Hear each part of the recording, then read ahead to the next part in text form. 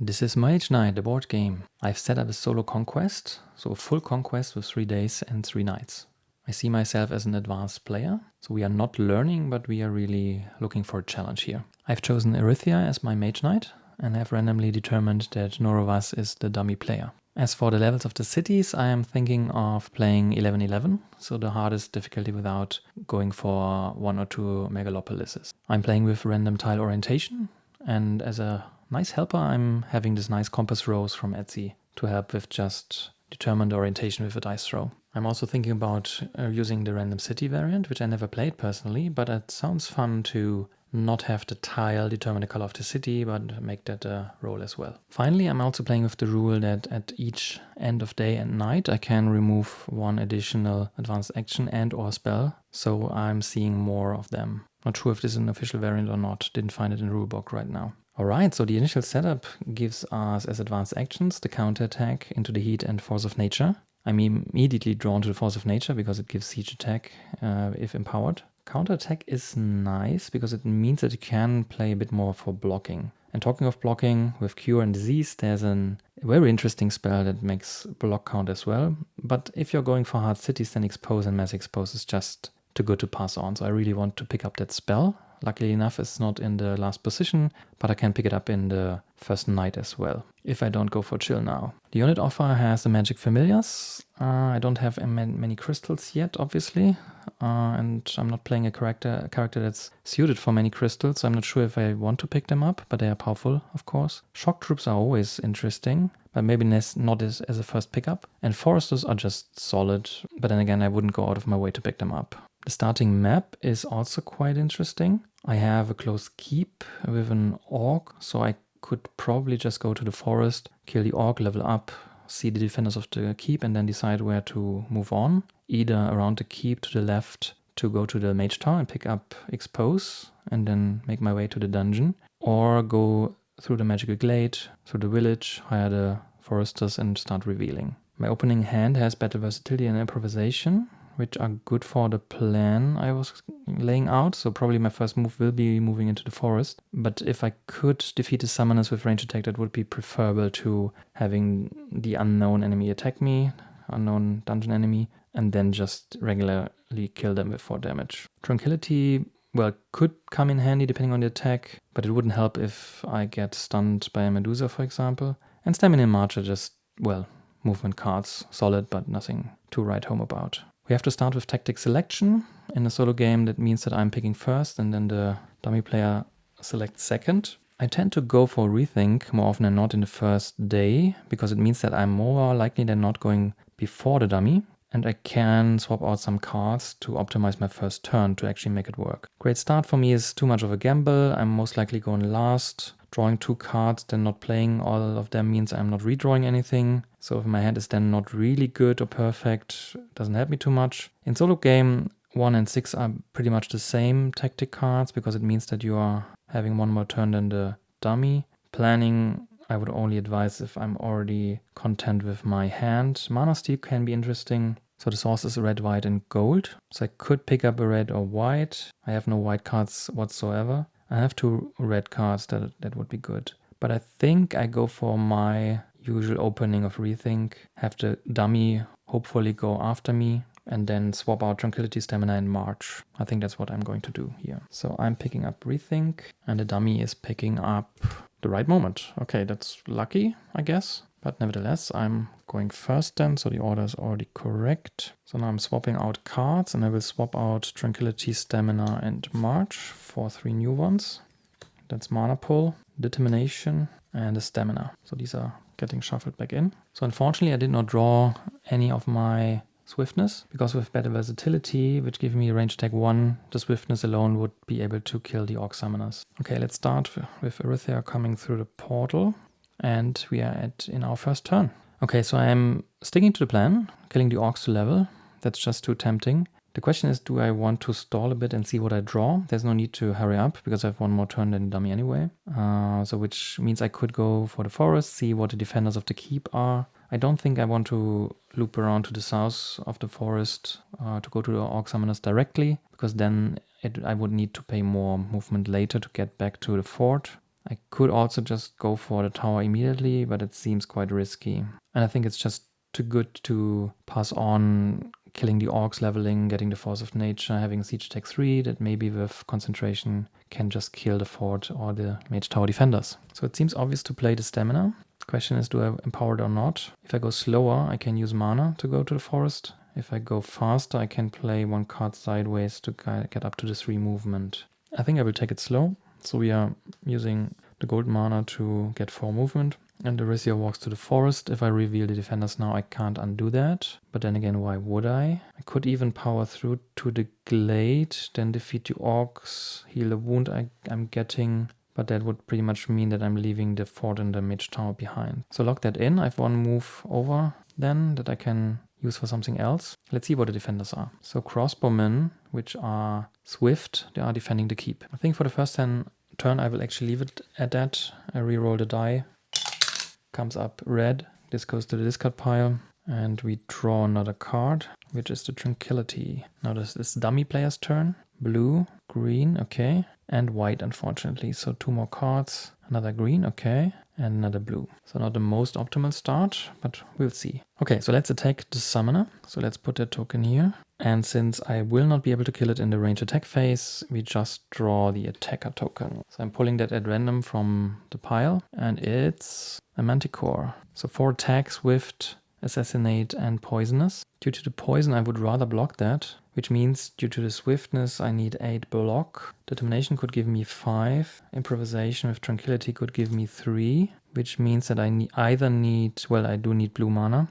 It's not either or. So I can use mana pull to draw the dice to whatever I want. So I would draw the red one, turn it blue, and then I would probably take the red one and leave it at red, which means I have 5 block by power determination. With 3 block from improvisation, it's 8. Against the swift enemy, it's inefficient, so it's down to 4. That blocks the Manticore. And with an empowered battle versatility, I can do attack 4, which just kills the orc summoner. That was a bit costly, but then again, we need to progress. So I'm discarding the token, get a fame of 4, which makes me level up, and I get 1 reputation for killing a marauding orc. So I'm still at +0. But working on that. So the 2 dice I put to sides are just returned. This will be re-rolled. All these are discarded. And the summoner gives me, well, I leveled up. The Manticore is also discarded. Okay, so the level up gives me a skill choice between these 2. Interesting. So polarization is extremely useful, especially in a solo game where I have only 3 dice. It will open up my possibilities, well, almost endlessly.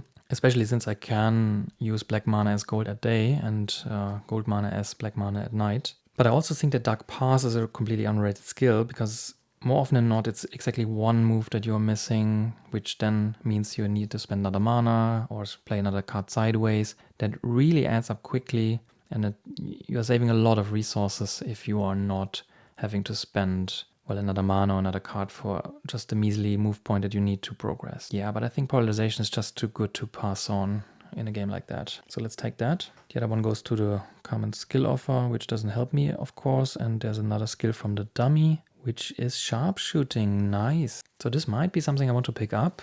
But then again, Arythea skills are something that usually want to take anyway. Well, let's see. Depends. Range attack, having range attack is so good. And day sharpshooting means 2 range attack a day. That's really good. Okay, so much to the skill. So I'm getting a card as well. And I do want myself a Force of Nature to progress. Unfortunately, I do not have green mana. But that should not hold me back, to be honest. Into the Heat is not anything I would take at that point. I don't know how good of an army I will have in the game. And siege attack is just too good to pass on. Counterattack, again, means you have to block. But you can produce a lot of attack with this? No. Seeing that the dummy also has a green crystal, if I do not take Force of Nature, he will add a card to his deck that matches one of his crystals. So I will probably take that and then he will most likely get a red card to his deck. So let's take Force of Nature. I place it on top of my deck and refresh the offer, which is a Swift Bolt that's getting added. Range attack 4, I love that as well. And getting white crystals is not useless as well. Okay, so before we end my turn, I have to reroll the mana. And it comes up white again, which with polarization is actually enough. So I have green mana if I want to. So this was turn 2, dummy, plays his second turn, which is red. That's not good. Red, again, not good. Another red. Well, I can live with that. So he's down 8 cards, I think. Yes, so half of the deck. But I think that's fine. So I have to draw. I should have done that at the end of my last turn, obviously. So the Force of Nature, a Rage, a Swiftness, a Concentration, and a Crystallize. Perfect. There is not much movement, and unfortunately the fort is sitting on rough terrain, which takes 4 movement. So this might be a reason to play it a bit slower again. I've seen only 1 movement card so far, so there will be 3 more in the deck. I can take a turn to Crystallize to prepare.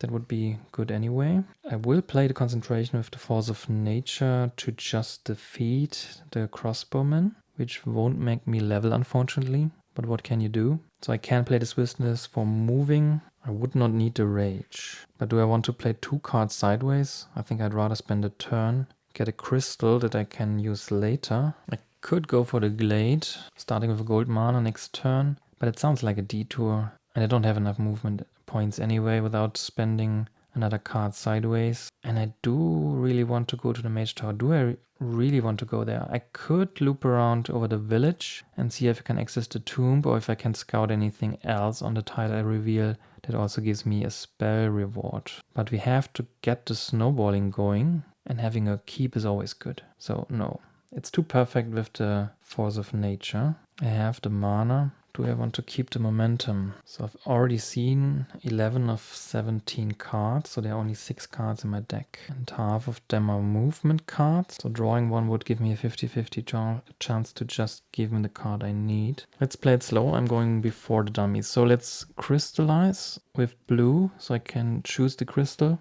And I will take green, because it can power Concentration, Force of Nature on its own. It can power March, but if I reroll badly, I can no longer power Stamina. Well, I do have red mana in the source. Do I want to play anything else? I don't think so. So I'm discarding this, rerolling the blue die.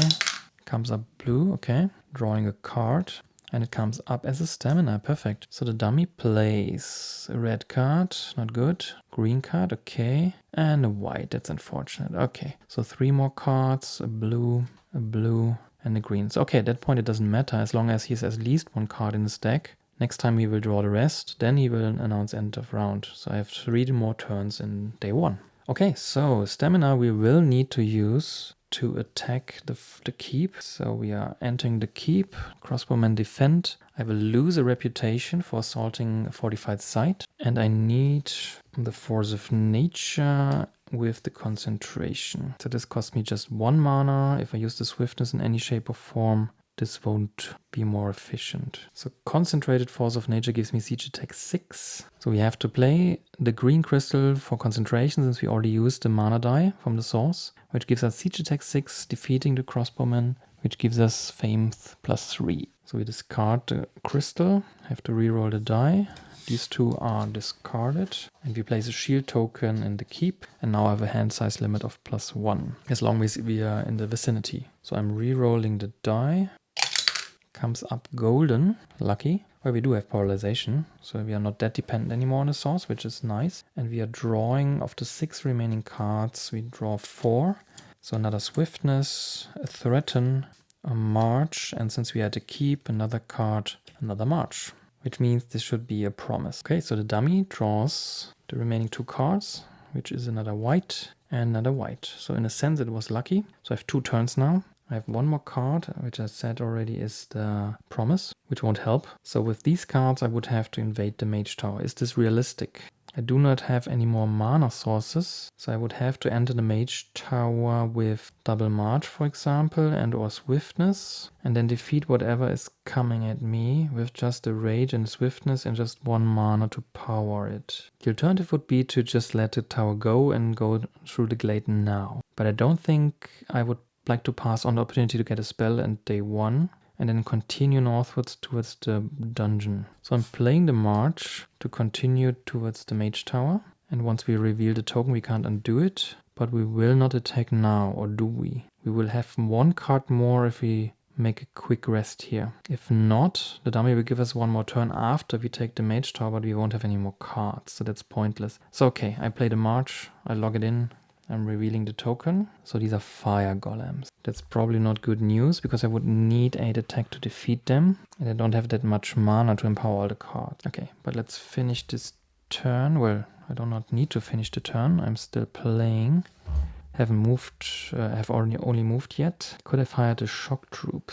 Would have helped, to be honest. Well, I can't go back now because it's rough terrain in both directions. So if I enter it, for example, if I wait for the promise, I can use move, threaten, and promise to get to 4 move. But without a lot of mana, I can't use them anyway. So these are pointless to use as attack. Realistically, I can get to attack 6 by using Empowered Rage with 2 cards sideways. So actually the shock troops would have made a difference. Okay, this might have been a first mistake, but let's not dwell on that. Let's see what we can do. So I think we move back and then next turn use the promise together with the threaten to get the 6 influence and hire the shock troop. Because I'm at 0 influence bonus. Using the threaten now would give me a reputation -1 and would need another card sideways. And that's not efficient at all. We could move on next turn before we are stranded at night at the wrong side of the forest. But then again, why not move on next turn to the Mage Tower? So I will use the gold mana with the March to get back to the keep. So this was a scouting trip, so to speak. And then we leave it at that for this turn. So the mana die comes out green. These are discarded. We draw our last card, which is the promise. Dummy announces end of round. So we are in our last turn. And in the last turn, we are playing promise and threaten with a white die to hire the shock troops to my first command slot. And unfortunately, that's pretty much it. So the rest of the cards goes to waste, unfortunately. Yeah, but there's nothing else to do. So that's the end of day 1. We leveled, acquired a force of nature, conquered a keep that adds to our supply range. We are almost leveled again. We scouted a Mage Tower for the next night, but did not manage to conquer it because of a misplay, to be honest. I could have hired shock troops and then went for the tower, but we did hire them anyway. So I think we are a little tiny bit behind what we could have achieved at day 1, but it's not so bad. We have the polarization skill, which is really helpful. Let's see how the next night goes. So we switch to the night side, reroll the dice. I have to reroll gold and black. So they come up white, green. So the order has to be redetermined. The chill spell leads to a blue crystal being added to the dummy. So a bit of balance. And into the heat goes into his deck. Expose I definitely want to keep. So I do not discard that. Counter attack I would probably leave there as well. If not anything else, then just for the dummy to get a red card to his deck without having a red crystal. So you're revealing Spellforge, and as a spell, the meditation spell. And chill goes below the deck. The silver units go beyond the deck. And since we haven't seen a quartile yet, we reveal the peasants, another peasants, and a guardian golem. That would have been nice to hire, but I can hide at a Mage Tower. That sounds really good because I'm about to get a command token. So rethink and the right moment are removed from the game. And now I'm choosing from the night tactics for night 1. But first I have to shuffle my deck to see what I actually start with. So cut it one more time. And our first starting hand will be a March, which is good. A Tranquility, yeah, I could do without. Force of Nature, interesting. Swiftness, Improvisation. And the 6th card from the supply line of the keep is the Crystallize. We now also shuffle the dummy deck, cut it and place it there. Alright, so the shock troops could reduce the armor and 1 attack of a chosen enemy by 1, which would be really good for the fire golem because it's then a fire attack 2, which is brutal. And with an armor of 2, that's just 2 wounds, which I could even heal with my Tranquility. And reducing the armor of 4, which is fire and physical resistant, to 3, which would mean I'm only having to do 6 damage. That's exactly what I just realized that I claimed I had 6 siege attack with Force of Nature in the last round, but that's probably due to me playing Goldix in the last game I played. So it's actually just 5, which doesn't matter for the crossbowman, so that's not a mistake yet. But even if I would get to siege attack 6,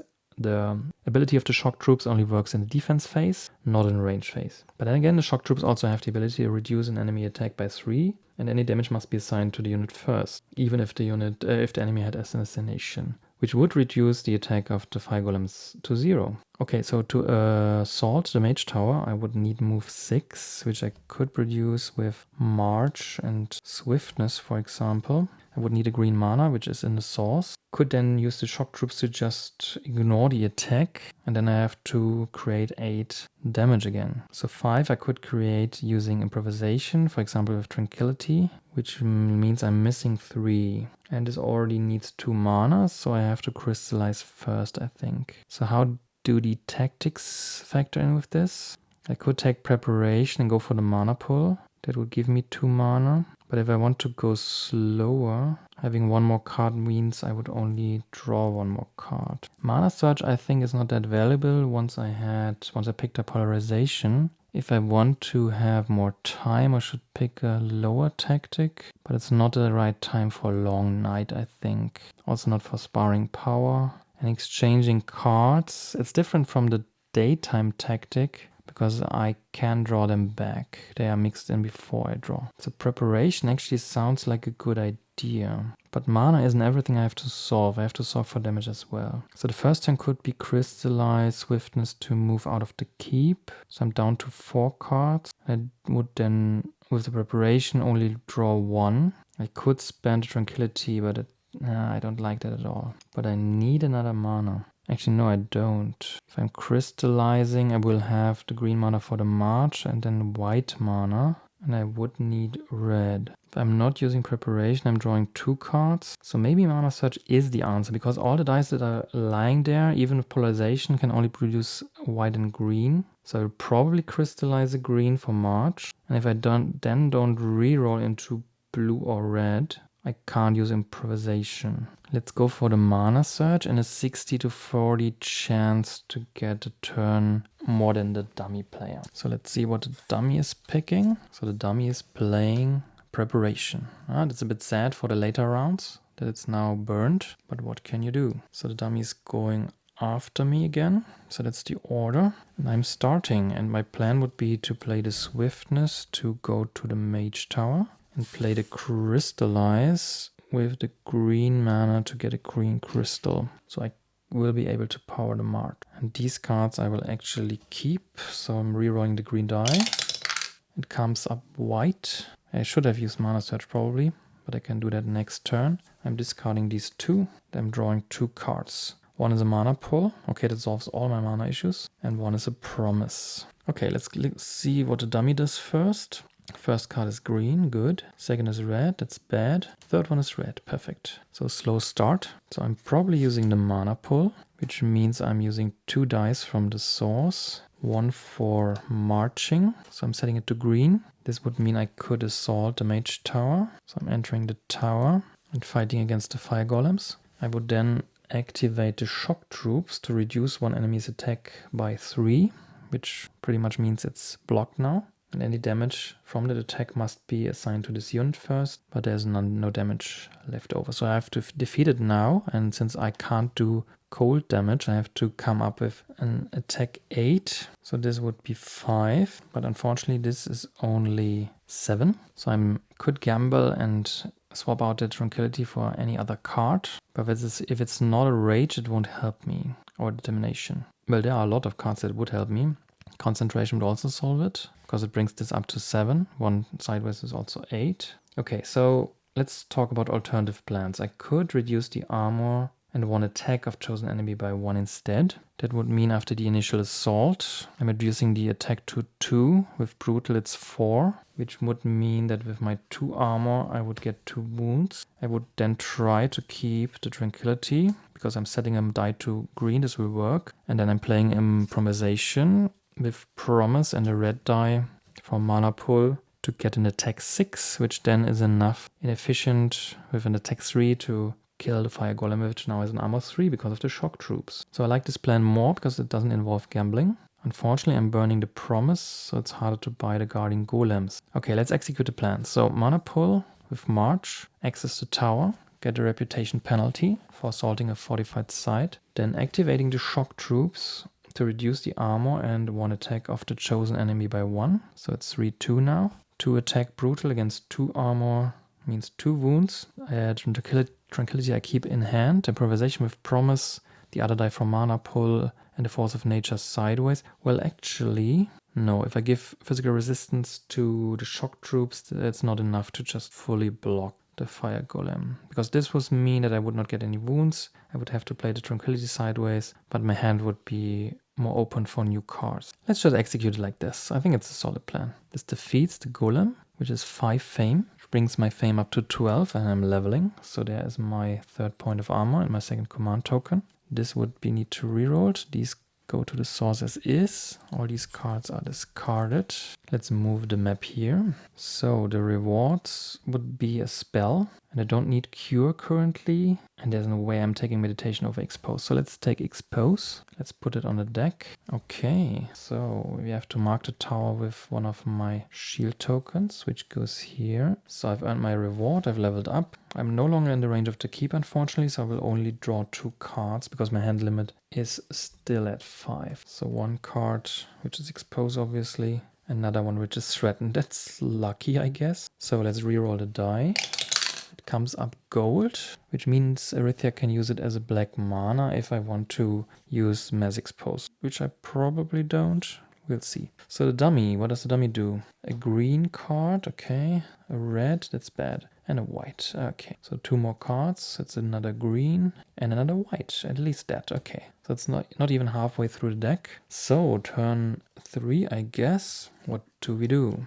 So we should play the Tranquility to get rid of the wounds. So this would mean using a green die from the source to heal the 2 wounds. And since I cannot use another mana die and I've only a green crystal, well, I could use the green crystal, but I think I'd rather draw up first. There's no real need to hurry. We have to refresh the spells, by the way. The next one will be Restoration, another green one. So it looks like the dummy will get a green crystal after all, and a red card currently. So the Tranquility is discarded. This will be re-rolled, unless I want to swap that. Yeah, so I need 7 influence to get the Guardian Golems, so I need more cards. So let's re-roll that.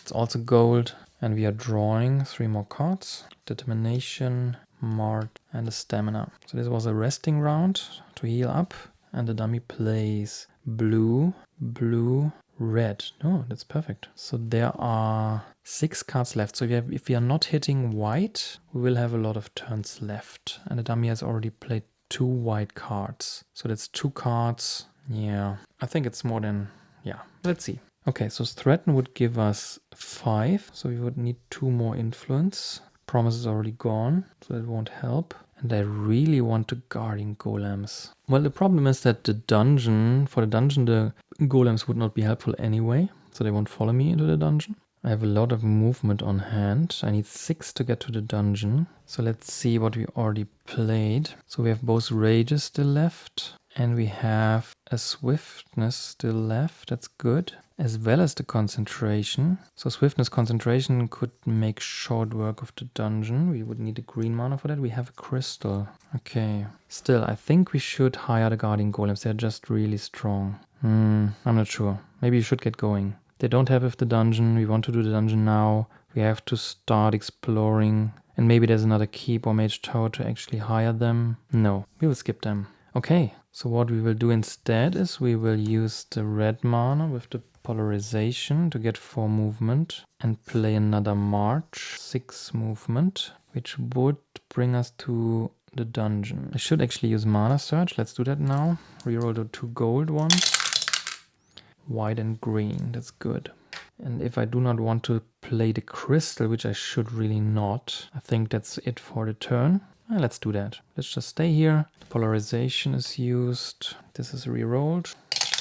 Gold again. These are discarded. And we are drawing 2 more cards. Which is the concentration, so it's half of the puzzle. And the swiftness, perfect. Okay, so what does the dummy do? White, that's really good. Blue, so there's only 1 white in the next 4 cards. So another blue, which means 1 more card. So we have 3 turns now till the end of the night. Okay, so if I enter the dungeon now, I have a concentrate swiftness for range attack 6, and I could make the enemy with expose lose all fortifications resistances this combat, and another range attack 2, so I feel that should be more than enough. So I'm entering the dungeon, so I'm drawing a dungeon enemy. randomly from the pile, and it turns up to be a werewolf. So range attack 5 is actually enough, and it doesn't have any resistances whatsoever. So did I again make the mistake with the +3? I think so, yeah. But nevertheless, so it's +2, so it's range attack 5, which is perfect. So I can just take the green mana from the source. Concentrated Swiftness, the ultimate combo for a beginner's deck. Gives a range attack 5, killing the werewolf. So that's 5 fame, which brings me up to 17, and I level up again. So this will be rerolled. These are discarded. I'm marking the dungeon with my shield. Perfect. This will be rerolled. Yeah, so let's level up first. Well, combat rewards first, which means I have to roll a die. Let's use that die before we place it back to the source. And the combat reward is black, which unfortunately, so to speak, is another spell. Okay, so the choice between Cure, which is a heal spell, or Restoration, which is a heal spell. One can ready units, one can increase my healing immensely if enforced, and Rebirth will be good for high level units, where Disease might be a key to really killing enemies. Meditation means I can get cards from my discard pile back to have a longer round, and in Trance I can actually choose the cards. This is strong, but I'm tempted to make Disease work. Now I wish I had picked up the Guardian Golems, because they give me a lot of good block, and without a good block it's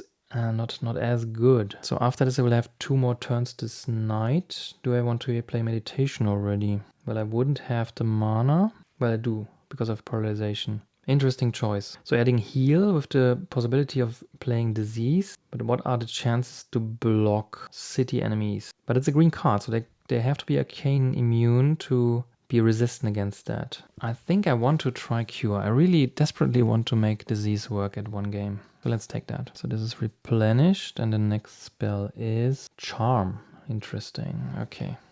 I love Possess. Such a good spell. Okay, so this was the reward. Now to the level up. The 2 tokens I can choose. Well, did I reroll a die? No, I didn't yet. Not yet. So it comes up gold. The 2 tokens I have the choice from. Influence. Okay.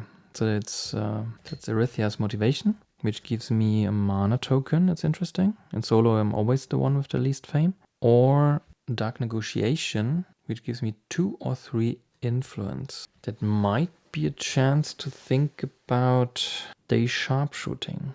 2 cards, well, 2 cards and a mana token is good. Influence, especially 2 or 3, is good. Day Sharpshooting. So for a Night Assault, that would only be 1 ranged attack. Whereas Motivation gives me 2 cards and a mana token. No, I think I have to go with Motivation. What card do I want? If I'm planning on blocking anyway, counterattack would mean I can generate a lot of block. Swift Bolt is a range attack. Together with Exposed, that's really good. No, I take the Motivation. This goes to the pool. Doesn't matter. And the dummy token I can get next time is the Bonds of Loyalty, which gives me another command token, and I can hire a unit with 5 influence less, and can reveal a few units. Okay, so what card do I take? So Spellforge would give me crystals. Swiftbolt would be another ranged attack card, and I could produce white crystals, which synergizes well with Swiftbolt. Counter attack, I think I won't take then. Since I did not take Day Sharpshooting, I do not need to take it. Swiftbolt is just too good. I think let's take the Swiftbolt. So you refresh this, and the next card is Stout Resolve. Okay, so unfortunately I'm drawing now, and unfortunate because I will draw the Swiftbolt and the Cure, so there's no movement, and we knew that. Could have discarded the Threaten, but I only have 3 cards left, so I'd rather play it sideways, to be honest. Okay, so the dummy will draw these 2 cards, which is a green and a white, which means this is my second to last turn now. I really have to explore. Let's use the Threaten. Do I want to use the Motivation? Let's see what I actually have in the deck yet. So there will be another Stamina. That would be useful.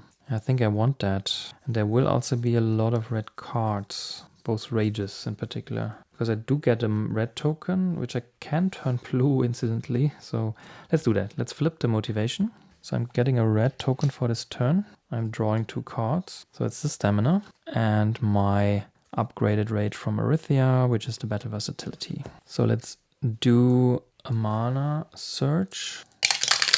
And it comes up black and red. But I have a red token already, so I will use polarization to power the stamina with it.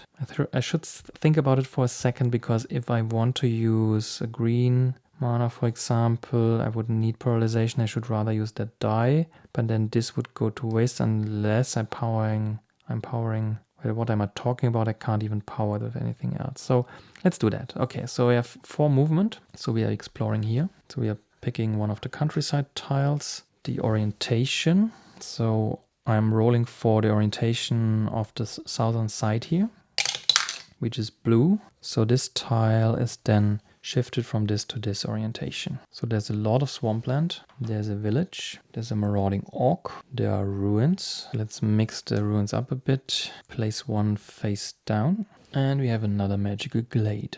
Okay, so that was 2 movements. So we have 2 movements still left. We should really get to the village. That would be good. Which means we have to generate 3 more movement. Okay, so after this I will have 1 more turn where I could think about hiring peasants, but that would lose me a reputation. I will get a reputation if I kill the orcs in this turn.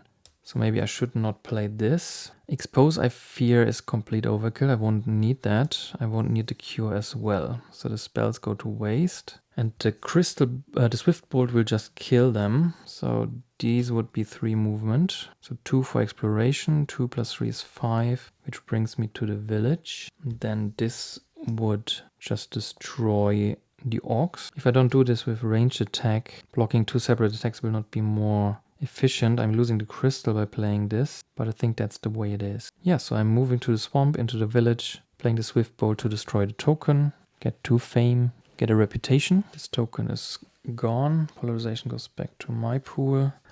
All these cards are discarded, and I'm drawing my last card, which should be a rage. Yes. So this is then re-rolled. So this came up black. Dummy declares end of round. I have no wounds to heal in the village. I can think about if I want to plunder next turn, if I'm not moving on. Yeah, I think playing Threaten with these 2 cards sideways gives me influence 4, so I'm at 0, which at least means I can hire the peasants to my second command slot. And I will start the next day at this village. So these are discarded, and that's the end of the first night. So I've added a Swift Bolt, I've added a Cure spell with the disease upgrade that might come in handy for high level enemies. I've leveled again. I've picked up the motivation skill, which now refreshes. I have filled 2 slots. I've explored the first new tile at least. That's okay. It's a fair amount of progress. So this gets readied. The source is re-rolled. Comes up blue, blue, and gold for the second day. The silver units are again replaced. Illusionists, scouts, and another peasants. I think there are only 3 in the deck. So the counter attack goes to the dummy, which is good because it's red. The meditation means he's getting a green crystal. So white and green are both bad now. Do I want to get rid of the restoration or the spell forge? Actually, no. Spellforge might be a sacrifice to the dummy, at least it's blue, and I rather want a bit of time to maybe acquire the charm. So let's just refresh without tossing anything else. There's Pathfinding, very good, and the next spell is a Fireball. So let's shuffle up our deck and reveal the ruins, which are 3 green enemies to acquire a unit. That's interesting. So our starting hand will be Stamina, March, Swiftness, Crystallize, and Mana Pull. We are not in range of our keep. We could think about plundering the village, but we don't have to decide it yet.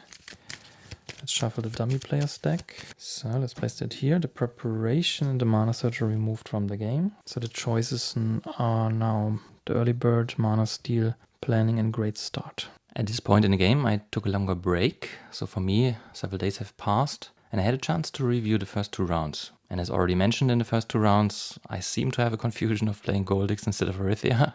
Fortunately, it did not matter yet. So the +3 instead of +2 that Goldix has, that I accounted for, did not play a role in any of the enemies I've killed. I also did another mistake with the dummy player where I revealed 3 cards on a white crystal, where I should have only revealed 2. But again, it did not matter because in the next turn, the dummy was exhausting his deck anyway, no matter if he had 2 or 3 cards left. Nevertheless, these are the kinds of errors I want to avoid to not void the game, basically. From a strategic or tactical point of view, I think I'm not up to speed yet again. I haven't played in a long time, at least not these kind of solo games. The backtracking with the first keep to hire the shock troops was certainly inefficient. So I could have saved me a lot of movement, maybe took the mage tower in the first day instead of the first night. So these are the kind of things that change the momentum of the game, definitely. Another thing that I noticed is that I should have explored before entering the tomb. For some reason I thought I was at the edge of the map, but that's definitely not the case. I'm currently sitting right in the dead center of the map. So the left tile is unexplored now, and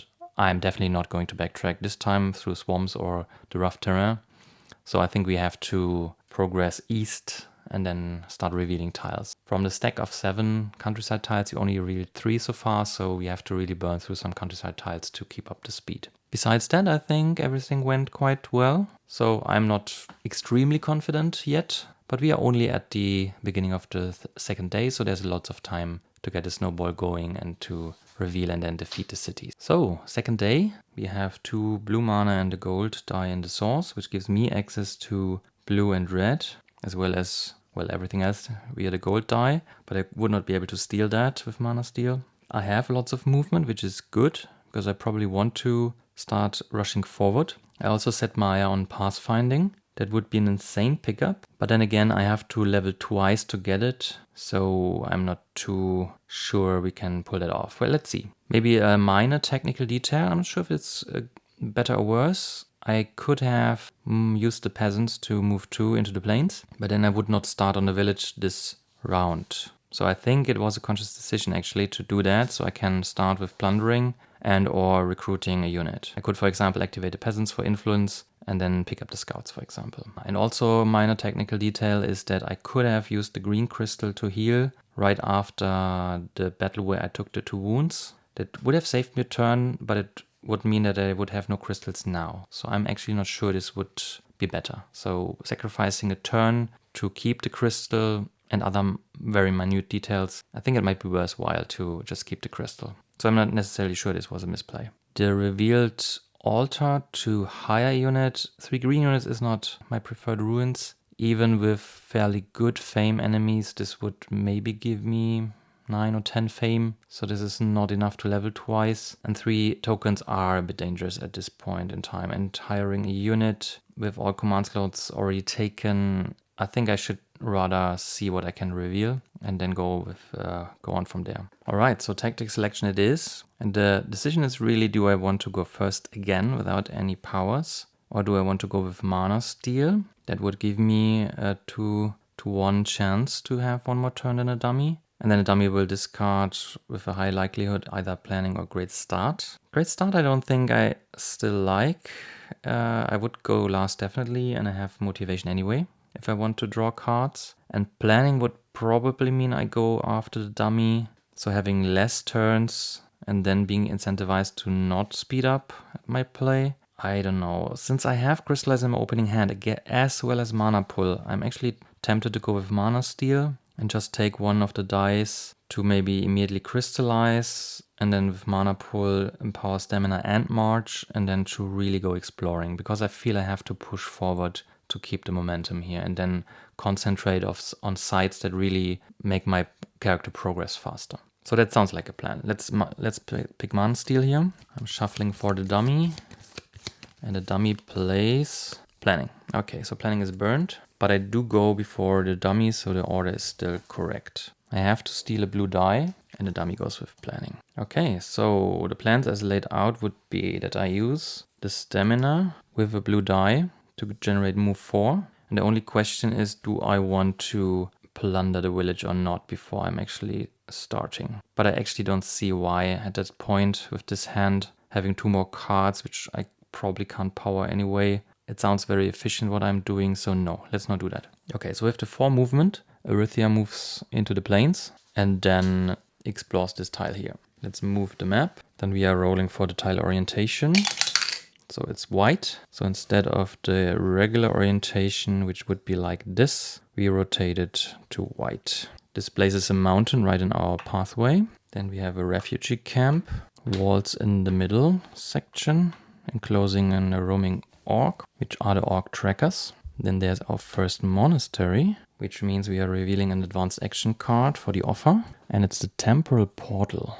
I like that card. Then we have another mountain. And finally a maze. Okay, so this is not the best tile to reveal, I would say, especially not in this orientation. I have no way, no mountain lore to cross the mountains or go beyond them or below them. I probably won't circle around the mountains to get to the refugee camp and climb over the walls, stuff like that. It sounds really inefficient. I think I will make my way through the ruins in the forest and then explore the next tile. This is exactly why pathfinding would be such a good pickup, because all the swampland and stuff would just be irrelevant if I empower it. So the stamina is used up, 2 to get to the plains, 2 to explore. So we should go on. So I would need 3 movement for the forest, 2 for exploration, and I would really like to see what's coming before I decide if I want to enter the ruins or not. So I would need 5 movement. I'm really tempted to play the motivation right away, because this would also mean I could crystallize the red token and keep the mana steel die for the moment. I could also use the peasants to generate more move, but then again, they would come in handy for the fight in the ruins. Maybe I should fight the ruins, exhaust the peasants, and then replace them with, for example, the illusionist. I think I will do that. I will flip the motivation, draw 2 more cards, which is improvisation, which is really good, because it means I can create odd amounts of movement, and the battle versatility. Okay, and I get a red token for this turn, which I might actually use to empower the improvisation. I just then need another card for improvisation, which makes it a bit pointless, to be honest, because I can play any card sideways for 1 to get an odd amount. So let's maybe stick with crystallizing the red token, using mana pull to empower March. But what do we then play sideways? Or do I activate the peasants now? I think I will even sacrifice the improvisation, rather keep the peasants. They do pretty much the same thing. They cannot be empowered. But then again, how much mana do I plan to use? So the battle versatility, for example, with the red token that I'm creating right now would allow me to do a range attack 3. So let's do that. Let's use the mana pool for the gold die, empower March, play improvisation sideways, or the other way around, doesn't really matter. It's 5 movement. So I'm entering this side here and exploring this tile. So this would be the next tile, and we are rolling for orientation.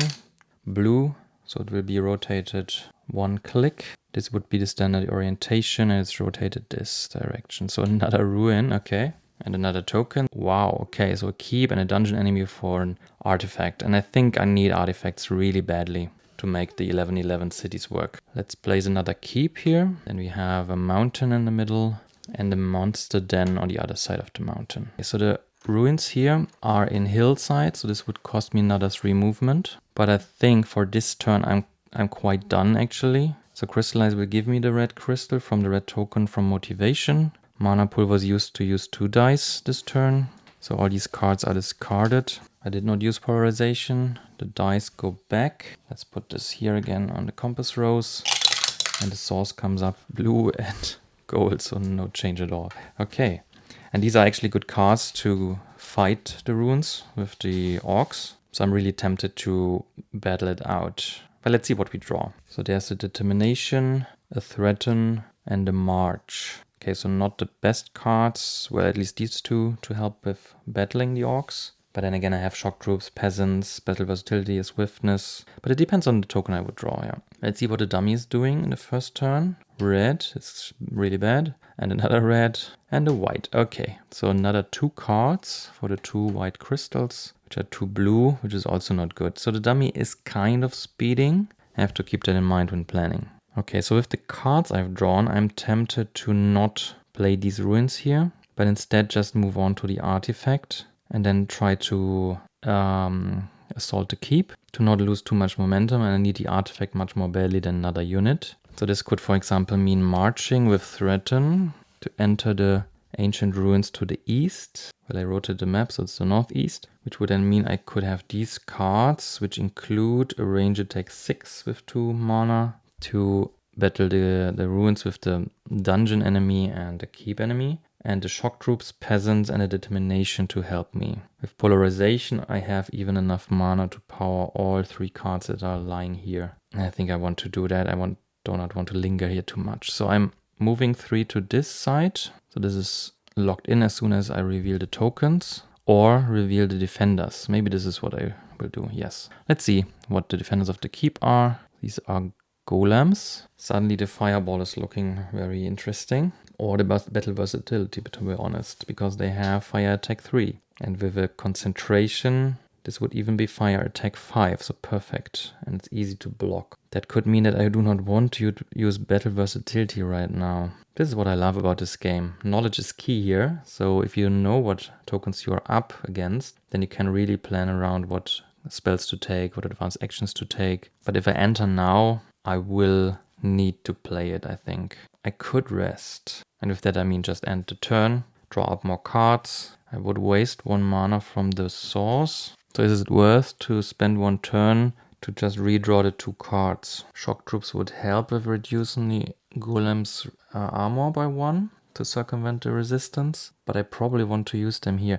Let's see what the artifact is, to be honest. Let's just do the fight now. And I do not want to spend another turn. I feel like I can take on these enemies with the hand I got. This might be a huge mistake, but we will see. So I'm drawing a keep enemy and a dungeon enemy. So the keep enemy is heroes, okay. That's bad for my reputation. And a minotaur, okay. So I will only be able to defeat 1 with ranged attacks, and I'm probably using the shock troops to get ranged attack 1 together with one of these cards, probably the swiftness. So shock troops would be giving me ranged attack 1. And then, for example, the gold die would empower the swiftness. So I have ranged attack 4 to just kill the heroes. They are not fortified. They have no physical resistance. This would mean I could not defeat the minotaur, but then I could use the determination to just block the 5 attack, because brutal does not matter at that point. So at that point I need to start using crystals. So I could either use the red or the green one to power either determination with polarization or swiftness with polarization. So I should probably hold on to the red one. So let's move that here. No, let's move that back. Let's take the blue instead and use the green with the polarization. Then I would need to come up with 5 attack. Due to the shock troops, all your other units get +1 to all their attacks this turn. So the peasants would generate attack 3. And then I'm just missing 2 attack, which I can just get by the battle versatility. I don't see any other way how to circumvent playing battle versatility. And the 5 attack with brutal is nothing to, well, just take in the face. With 3 armor, it's even 4 wounds, so that's not an option. And I have determination, it just matches far too perfectly. And not killing the heroes with range would mean that I have to deal with 2 level 3 attacks, one of them being ice attack. That's also not a good plan. So let's play that through one more time. I even have the mana steal, which could prevent me using a crystal. And it would give me more options in the source. I should probably think about that. Yeah, I probably want to do that. I'm not using polarization then. Keeping my green crystal, using the blue die for the determination, and then the gold die instead from the source. Or, since I'm playing battle versatility anyway, I'm using polarization here to power the battle versatility instead of the swift. No, this doesn't work because it can't generate attack. Okay, then let's stick with the gold die here. Hope it doesn't matter too much. They are both getting rerolled then. Okay, so let's start over again. I entered the ancient ruins to reveal these 2 enemies. In the range attack phase, I'm activating the shock troops for range attack 1. And with a gold die from the source, I play a empowered swiftness for range attack 3, which brings it up to 4. I'm defeating the heroes. Then, in the block phase, I'm using my mana steal die to get an additional die this turn to activate determination or empower it to block 5, to block the 5 attack of the minotaur. Brutal is irrelevant for that. And then to kill it, I'm activating the peasants for attack 3 due to the shock troops, and battle versatility to generate another attack 2 to come up to armor 5. This defeats the enemies of the ruins. I will reroll these 2 dice from the source, the one stolen and the one I used this turn. They come up gold and black. Again, Arythea's polarization comes in handy to use the black die. All these cards are discarded. The heroes give me 4 fame, which brings me up to 23. And the minotaur gives me, actually, the heroes give me 5 fame. I've looked at the armor, so I'm already leveling. And the minotaur gives me 4, which brings me up to 28. The heroes also come with a reputation penalty, so I am still a 0, but leaning towards the more hated side. The level up gives me another command token and increases my hand limit to 6. Let's move the map again so I can get my command token here. I do mark the ruins with my shield, and now I'm getting an artifact as a reward. The choice is between the Shield of the Fallen Kings. This could not have been more perfect, to be honest, because I have the disease spell in my arsenal. And if I have a lot of block, this becomes insanely good, the spell. And the other option is the Horn of Wrath. Okay, the Horn definitely a solid artifact as well. But I do like, if I want to make disease work, I do like me a Shield of the Fallen Kings. Block 6 or 2 block 4 against different enemies. Cold Fire block 8 or up to 3 Cold Fire block 4 against different attacks. Cold Fire block 8 will mean that I can just block one of the insane tokens and have disease, set its armor to 1 and just kill it with rage. If the keep did not have golems as a guardian, the Horn of Wrath will definitely be a better pickup. And it might still be, to be honest, if I'm drawing the Force of Nature.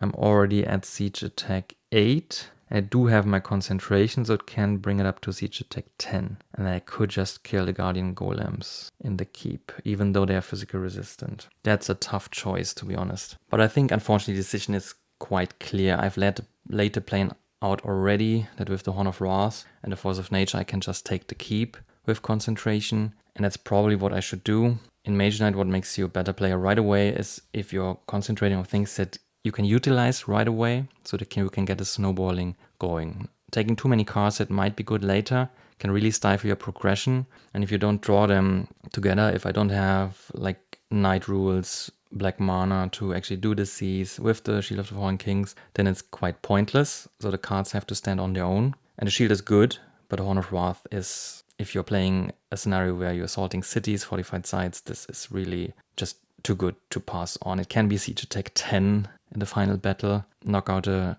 crucial enemy. So I really have to attack the Horn of Wrath here. The irony is that I would have loved to see this as a choice, and I get it as a choice, but then there's something that I need to take over it. So this goes to the bottom of the deck, unfortunately. So we won't see it again. So this token goes to the discard. We've already placed our shield.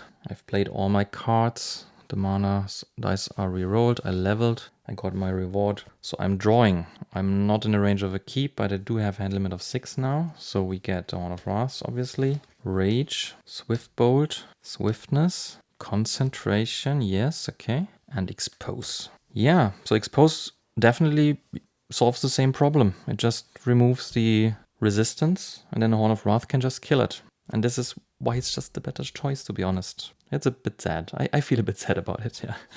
Disease is just so tempting spell, but it's not like as versatile as other things, unfortunately.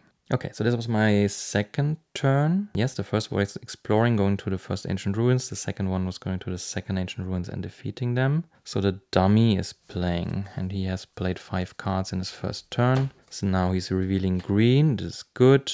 Blue, well, okay. And the third card is blue. Okay, so it's one more card, which unfortunately is red again. But I think we added 2 red cards, so there's actually more red cards to come. And he's like halfway through his deck. So I'm definitely playing faster currently. So we can maybe take it down a notch. I think I will have to take the keep. Then I can probably draw the rest of my deck. Should I explore here? That's one of the questions, to get rid of one of more of the countryside tiles. It would involve a bit of backtracking, and it's not needed, I think. I should keep my momentum here. Okay, so the assault would need 3 movement. For example, with swiftness and rage. That would mean I could assault the keep, and then I would need expose for the golems to lose their physical resistance. White would mean green or white with polarization. I have a green crystal and there's a golden die. So I should probably use polarization with the black one to use it as mana of any color. To reroll then, target enemy loses all fortifications and resistances this combat. Range attack 2. So the range attack won't do much for us, because it's fortified as well. But the Horn of Wrath means siege attack 5. The golems have 5 armor, so they are just killed. I have a roll a mana die, and if it comes up black or red, I get a wound. Do I want to execute this? And I keep my concentration Swiftbolt, which is a nice combo. Which actually does range attack 6, even if not playing Goldix. Okay, so the units are all spent. I would get 4 fame, which is still not enough to level. And I will then draw up to 8 cards due to my supply none of keeps being already level 5. Let's do that. Okay, so swiftness with a sideways rage gives me 3 movement, which is enough to enter the hills. This means I'm assaulting a fortified site, which gives me a reputation penalty. And then I am up against the golems. I'm using a black die with polarization to cast Expose, to get rid of the physical resistance, and play the Horn of Wrath for siege attack 5 to kill the fortified golems from outside of the walls. And I'm using a mana die to see if I get a wound. And it comes up black, so I do get a wound. Then this enemy is defeated. I get 4 fame, which brings me up to 32. I'm placing a shield in this keep. This is my second keep, so I'm now at +2 hand size limit. The die gets re-rolled. Comes up red. All these cards are then discarded. So I go here. So I have 3 cards in my hand with the wound. Polarization goes back. And I'm drawing. There's the cure. Okay, comes in handy. The force of nature, which might be enough useful. The promise. So I'm at 6 now. Then the tranquility. And the last card of the deck is the stamina. So we have just pulled our complete deck. So what does the dummy do? Another red, unfortunately. So then a white, that's good. Can we see another red? No, it's a green one. So it's playing 2 more cards for 2 green crystals, another red and another red. So this is not going to happen here. Okay, so the dummy deck has 4 cards left. I don't think this is a red card. That would be the only choice to have more turns. But then again, we have a turn now, then he will exhaust his deck, then he will announce end of round. So we have 3 turns left to make the most out of our remaining cards in the deck. Okay, cool. So the most optimal thing that could happen would be to explore with being right adjacent to an orc. So I can just, for example, kill it with the Concentrated Swiftbolt, then level up. That would be very good. I have 1 more move card, which is the stamina. And the tranquility I should probably just use to heal the wound. Let's put that here. But no rush to do that, actually. With the promise, I could think about hiring something, for example, the scouts. That would actually be quite good, because the scouts would allow me to explore at range 2. So I could put a tile here, but it wouldn't matter too much because I would have to place the next tile there anyway.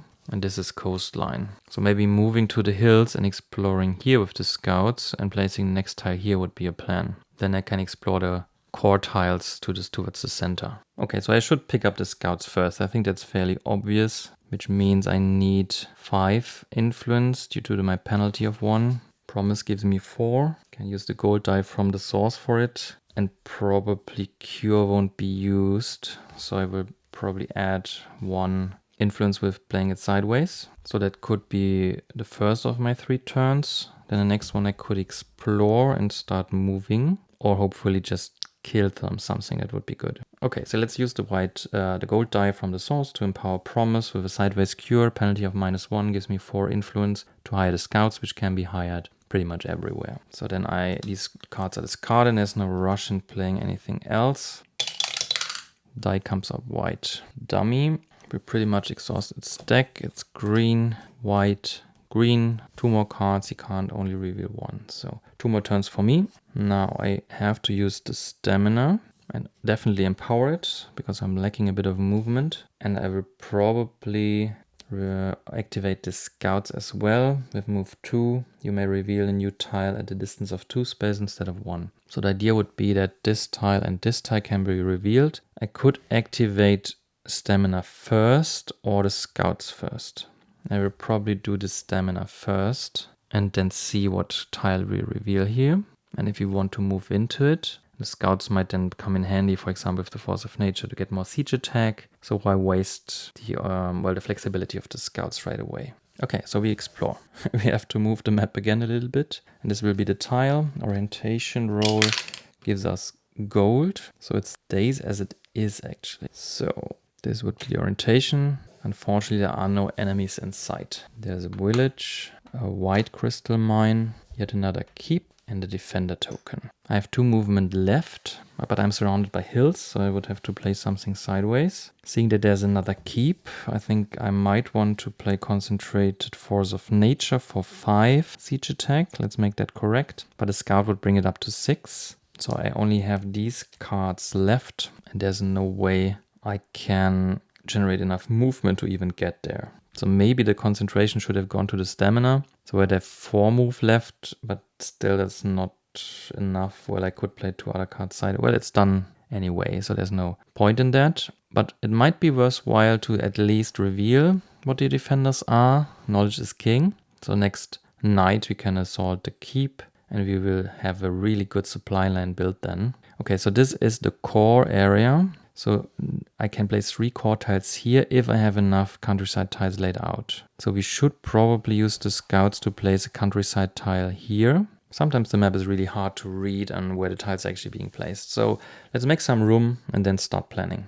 Okay, so I've rearranged things a little bit to make more space. And I've put the tile holders here in the places where the core tiles can be revealed. And if I start with the center piece, then I can actually explore core tiles there as well. And therefore, I might have to go deeper into the core tiles, which means that if I do not want to squander one of these spaces, I do have to explore on the coastline one more countryside tile. But I'm not sure that's actually worth it. Well, I could go to the white crystal mine and then explore this space. And that's actually exactly the one we were talking about at the beginning of day 1, which might be a tactical mistake to not have spent 2 moves there to explore that when going to the dungeon. My feeling says that I should probably not go to the center right away, but make a swoop from one direction to the other. I should also explore at least one core tile right now, so the unit offer gets pumped up to the elite units. Alright, so I think this space might actually be the best one then, because the scouts can then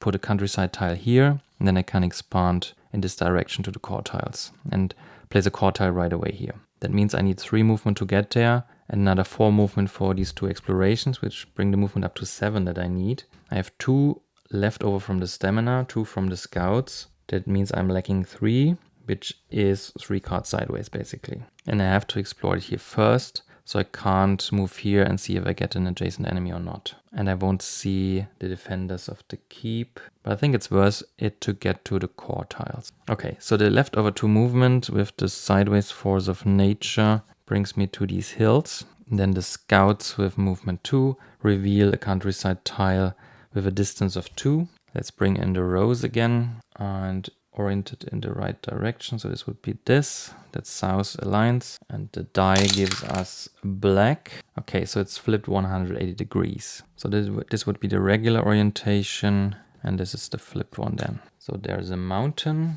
There's a mage tower in the desert with an unknown defender token. Then some orcs. Also trackers, okay. And there is a village. Well, there is a knight coming up. So it might be an option to just rush to the tower to get another spell. But let's see what the core tile brings. Is there any use in playing that slow here? We have already used mana, but I also don't see the point to play it fast. Let's just accept that this day is over.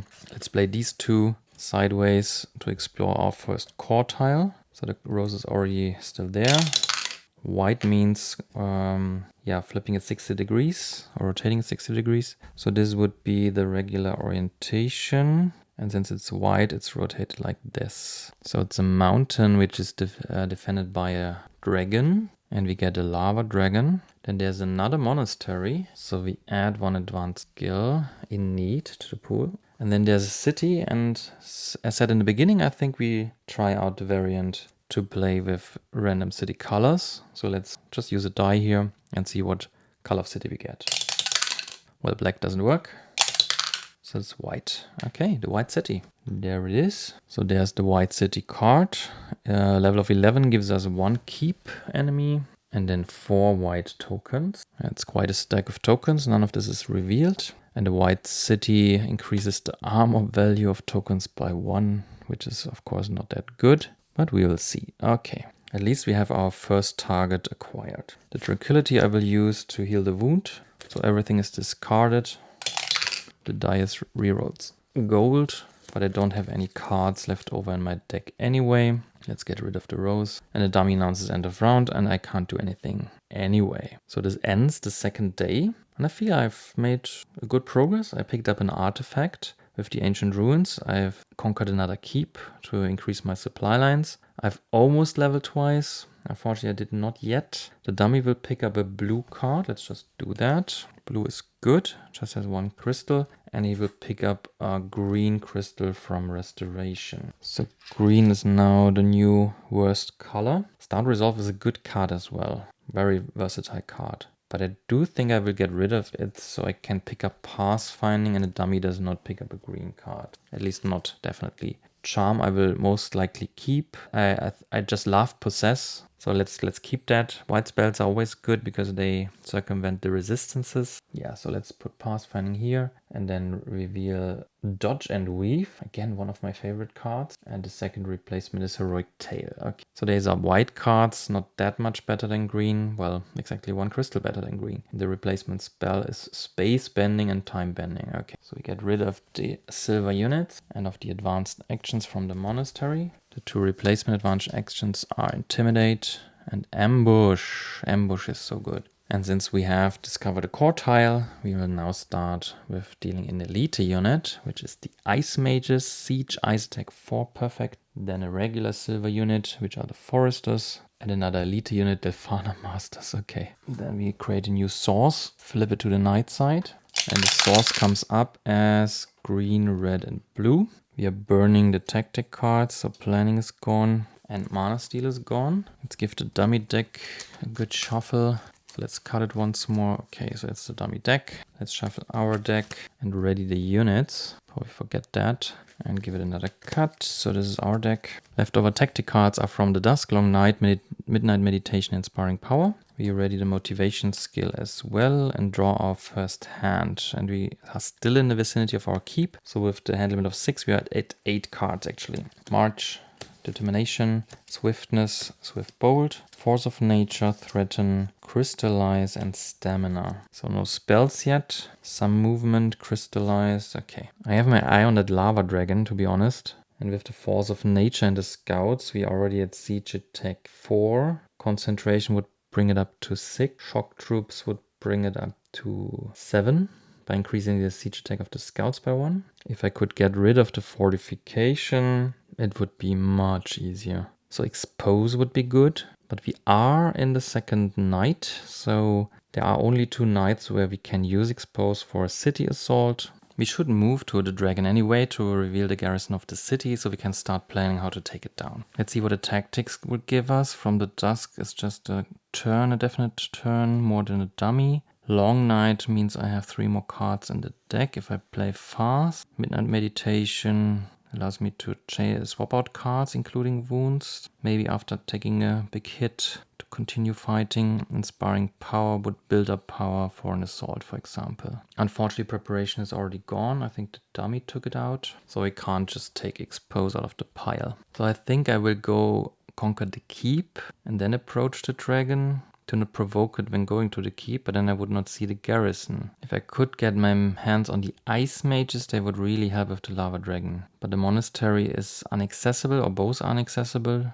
and the mage tower would be quite a detour. Okay, so I think I will do the detour to go to the city now to reveal its garrison and maybe go back to the other hills to cycle around to the keep. Planning is key with this game. So these 3 move points I think I will spend. It might mean that I'm playing a bit slower, so I'm tempted to take Long Night actually and hope for the dummy to take Midnight Meditation. If he's taking Sparring Power, then so be it, and I have a bit more time at the end of the game. I will take Long Night. Let's see. So let's shuffle those up, break the patterns, and the top card will be From the Dusk. Okay, so the dummy is going in front of me, but I have then all the options for the last night. So we are swapping the order here. Dummy goes with From the Dusk, and his first turn is blue, blue, red. Perfect. If I go to the city now and stay there, I will lose my supply line. So I won't be able to draw up to 8 cards again. Which means that I should probably move 6 spaces now.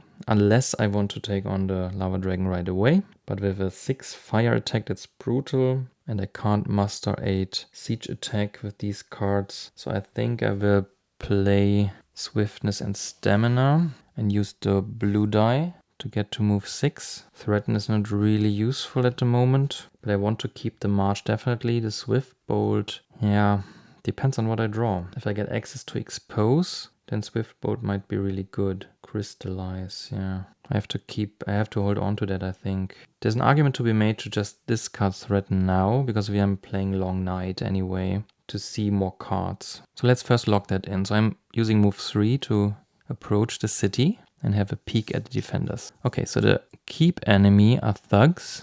Okay, first city enemy are gunners, if I'm not mistaken. So the next one are freezers. Then we have the Delphana Masters, so I could hire them after defeating the city. And then we have the Grim Legionnaires. Okay, so they all have 1 armor plus. Let's not forget about that. So I'm moving away from the city with the remainder of the 3 movement points. And I'm discarding Threaten. Rerolling the blue die. Comes up green. These 3 cards are discarded. And since I'm back at my keep, I'm drawing up to 8 cards. There's Cure, a Battle Versatility, and an Improvisation. Okay, so dummies, second turn is green, very nice. Another green, insanely good. And red, wow, okay. So taking Long Night might have been a good idea. So we have to assault a keep. I think that's the way to go here. That would mean playing a march for the assault, but I have to play 3 movement. I think I might go again with the improvisation sideways or the other way around, doesn't matter. And keep the rest of the cards and see what happens. Unfortunately, it's night, so it's a bit of a gamble. We are losing reputation for sorting a fortified site. So let's go to the keep here. And the defenders are another heroes token. Oh no, okay. So these are double fortified. So the double fortification makes it a bit sad, to be honest. You have so much siege damage that this sucks. So I probably have to just block the attacks or take a wound. If I take the red die with the polarization, I could block the attack 5 of the heroes. So that would be one of the attacks. Then I could either take the damage, or you have a unit take the damage, or start blocking, for example, with the peasants and 1 more card sideways. Should I use motivation here? I think I will just give physical resistance to one of my units, so either the peasants or the shock troops, and have them absorb the attack of 3. So these 2 will take care of the attacks. So I have to generate 4. I will probably do that with the peasants. And then the battle versatility. Yeah, why not? There's so many options what I could do here, but I want to leave certain things open to have other plays. But it becomes quite overwhelming quite quickly. That's the, well, analysis paralysis part of the game. I'm also partly thinking about taking dodge and weave, but I would need access to gold or black mana because of polarization. Gold would work as well to activate disease, because with dodge and weave I could actually reduce the lava dragon's attack to 2, which makes it much more easy to block. Then it would reduce the enemy armor to 1, and the attack part of dodge and weave would just kill the lava dragon. It would be really nice. But I don't have access to black mana currently. And I do want to take pathfinding to be faster, but then again, do I need that much movement if I'm already at the core tiles, have seen the first city already? So this is the kind of stuff I'm thinking about, but it's obviously not relevant for how to defeat them. There's lots of ways how to defeat them. Battle Versatility is a good card. I have so much red mana due to motivation and a crystal that keeping it would be interesting as well. But I do have to defeat them. Do I want to not spend the peasants, spend another mana? Probably not. I could use motivation, see what I get. For example, a regular rage and crystallize the red mana. Maybe I should do that. 2 cards are a lot, but then again, I'm at my keep and it will be the 3rd one. So I'm at a hand limit of 9. So I don't think I do need the motivation. Assaulting the White City right now is insane. So I should at least defeat the dragon before that. I should level up a lot more before I attempt that. So let's use the motivation. Let's see what we get. There's expose. Okay, it's good to know that we have that, but we won't use it here. And the Horn of Wrath. Okay, also not useful here. I get a red token, which I could use for determination instead of polarization, which would give me access to another mana die. And I would prefer to use that here and use a green mana die then instead for the crystallize to get a green crystal, because green is also white and I have lots of things that I want to power with white. Okay, so these 2 are not helping. Well, I could play the Horn of Wrath instead of the battle versatility. Maybe I take a stab at the city. I don't know. Let's keep those cards and do it exactly like planned. So okay, we played the 3 to assault and we already took off the penalty. Then we play the red token from motivation with polarization to make it blue for block 5 to block the first attack. Play the force of nature to have, for example, the peasants block the other attack. Not block, but absorb it. And then play the peasants for attack 2, battle versatility for attack 2 for an attack of 4, defeating the heroes. I take another reputation penalty, unfortunately, but I do get 5 fame. So this brings me to 37 and I level up. Get rid of the token. take the green crystal from crystallize. Die will be re-rolled. These cards I've used. Put a polarization here. Those cards here. These are also discarded. I'm marking the city with my shield. Re-rolling the die. And it's actually gold. So the plan might work up after all with the lava dragons. Very interesting. Okay, but the level up gives me again the choice between two skills, which are the hot swordsmanship of Arythea. That's just solid.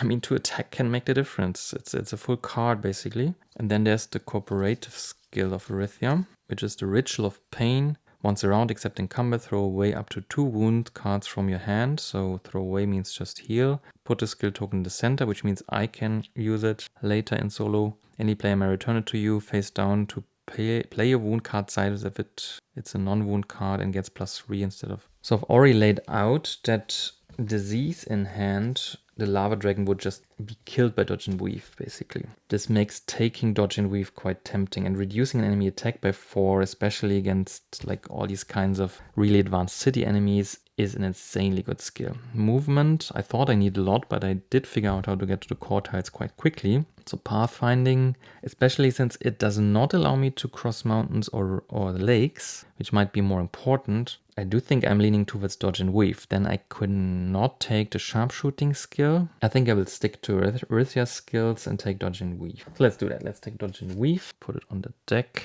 Next advanced action is the ritual attack. So this would come in handy for these city assaults where I do probably have to take some damage because I can't get rid of everything. So this would just be a heal 2 for me, and then playing another wound sideways for 3 in the next turn. Whereas the hot swordsmanship could allow me to break through some of these resistant enemies and might be the difference between defeating something and not. I do have cure, but I want to play this disease. That's a hard decision again. I think I will try the cooperative skill to get rid of wounds. Getting rid of wounds, I feel, with an 11-11 challenge will be extremely important. So unfortunately, hot swordsmanship goes to the skill area, and the dummy adds another skill that I could take later, which is the inspiration. Very nice skill. Allows you once per round to either ready or heal a unit. Okay, so this was the level up. I got the advanced action and the skill. Pretty much nothing else happened. I have 3 keeps now in my supply line. I'm standing on top of one, so with 4 cards in hand, a hand limit of 6, I'm drawing up to 9. There's the dodge and weave. There's the concentration. There's a tranquility, a promise, and the 9th card is a mana pull. Okay. That was turn 3, I guess. So the dummy played 2 turns. No, it was turn 2. I'm after the dummy. So the first turn I just scouted and then I assaulted the keep. Let's see if the dummy continues to play so slow. Blue. Okay. Green. Very nice. Red. So I can take it slow. My deck is depleting quite quickly, so I'm not sure if I need that much time. But it's appreciated, especially if I have long night. Okay, so I could scout here or explore, and I can defeat the lava dragon. So to lay out the plan for the lava dragon, that would be dodge and weave and cure, which needs 3 mana in total, where mana pull is actually helpful for that. That might be something I want to play. And then I can reduce the attack of the lava dragon to 2. Then I would still need block 4, unless I'm using the shock troops to reduce the enemy attack by 3, by further 3. So it's just 0, which counts as auto block. And then disease would mean that all enemies blocked during the block phase get their armor reduced to 1. So it's just 1. No physical resistance means that even the dodge and weave counter attack damage of 2 would kill it. I should probably explore first. There's nothing to hire in the keep. That's a bit sad.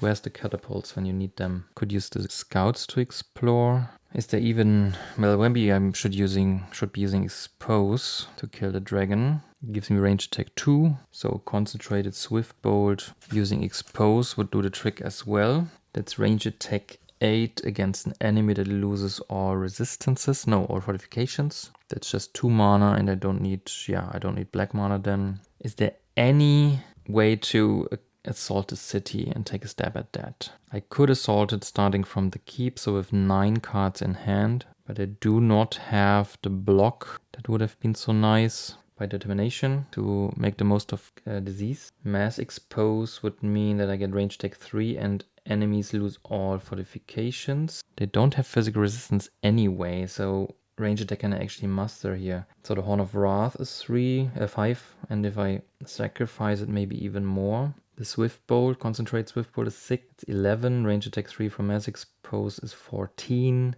We have the Shock Troops, 15, Scouts with 2 siege attack, 17. But if I don't kill the dragon before that, I will provoke it when entering the city. And this amount of range attack sounds like a lot, but with +1 armor, all these tokens have a lot of armor anyway. So the freezers I would have to kill and the masters I would have to kill because they both have paralyze. This is already 17. And then there's a lot of stuff still standing. But I did take the card that lets me heal. But the gunners alone would give me 4 wounds. I would probably have to sacrifice the Horn of Wrath to make 5 more damage. And it doesn't cut it as well. So I think I'd rather go with the disease variant here because I don't have so much block that this is useful in a city assault against enemies with these kinds of attacks. But with dodge and weave and reducing the enemy attack, I can kill the lava dragon. I really need more artifacts. So to get the mana I need, because I do have some crystals, but no way enough. And there's lots of white stuff I want to power. And I can use polarization only once per turn. So this is why mana pool would be necessary. So I'm thinking about using these 2 cards to reveal a new tile and see what's up with this. And if this impacts my plans at all. Yeah, we'll do that. I play them sideways, play another core tile. So reveal it, get the rose out. I might have oriented it wrong last time, but it doesn't matter. As long as it's clear what rolling which color actually means, I think I'm fine. So let's this time orient it to the starting tile, so with the south direction. Then let's see what the core tile is. Okay, so it's not a city. So this would be the regular orientation. And we are again rolling for gold being unaltered. So this would be red, rotating it twice and placing it here. So there's the other mountain with a dragon, and it's an ice dragon. We have yet another keep with unknown defenders. There's a blue crystal mine and ancient ruins with a yet unknown token. Okay, so this doesn't change my plans at all unless I want to provoke the ice dragon as well. If I'm playing disease already, this would be a double kill basically. So with the shock troops, I have a combined attack reduction of 7. That would mean 1 would be at 2, 1 would be at 3, and my block would be inefficient. So 10 block I would need, which I just don't have. So yeah, it's a nice dream, but yeah. Let's not get ahead of ourselves. So let's kill the lava dragon. So I would use... okay. I'm really lacking white mana. And I unfortunately need the mana pool. That's the problem here. So to power this, I could use a green crystal for disease. And I need a white and a black. And this means I'm taking the green with polarization to play an empowered mana pool to take 2 dice from the source and set them to any color except gold. So these 2 dice would then be set to black and to white. So dodge and weave reduces the enemy attack of the lava dragon by 6. So it's at 2. And then I will probably use the shock troops to reduce it to 0. Assign any damage of the dragon to the shock troops, which is none. Disease means all enemies blocked during the block phase get their armor reduced by 1. And the 2 counter attack, because I did not add any wound, will just kill the lava dragon. Okay. Let's do that. So it's 8 fame, which brings me to 45, and it's 2 reputation gain. So I'm a bit more popular now. This is discarded. The black and the white die are not re-rolled. The token is discarded. Polarization can be used again, and the die comes up gold. So these cards are now used. Together with these 2 we played sideways for revealing another tile. And that's it. Okay, so I'm still in my keep, so I'm drawing 5 more cards. And these are a rage, a stamina, a march, and a swiftness. So this is when I have to activate a long night. One time this night, if your deed deck is empty, you may shuffle your discard pile and put 3 cards at random back into your deed deck, then flip the card face down. So we are shuffling the discard pile. Give it a cut. Take 3 cards, the rest is still the discard pile, and then we can draw 1 more card, which is a march. Okay, so it's the dummy's turn. Red, that's sad. white, that's good. And blue, which is good. That's I can't complain. Another red card, unfortunately. Okay, so how many cards do we have left? So it's 6. So unless it's a green card, I have lots of more turns. And I have only 2 cards in my deck anyway. Okay, so what do we do? How do we make the most out of it? I feel like I have a lot of movement. And I'm thinking about circling around the mountain to the mine to get more crystals, provoking the dragon and just killing it, which should not be difficult. Having expose, swift bowl, concentration is probably almost trivial to be honest. That would make me level, get me another command token, and I can reveal another core tile. Let's see if we can reveal the other city, which is a 50-50 chance then. And if not, there's enough space to go here. This would also mean I could use the monasteries in this game at all. We haven't done so yet. And they're actually quite good units in a monastery.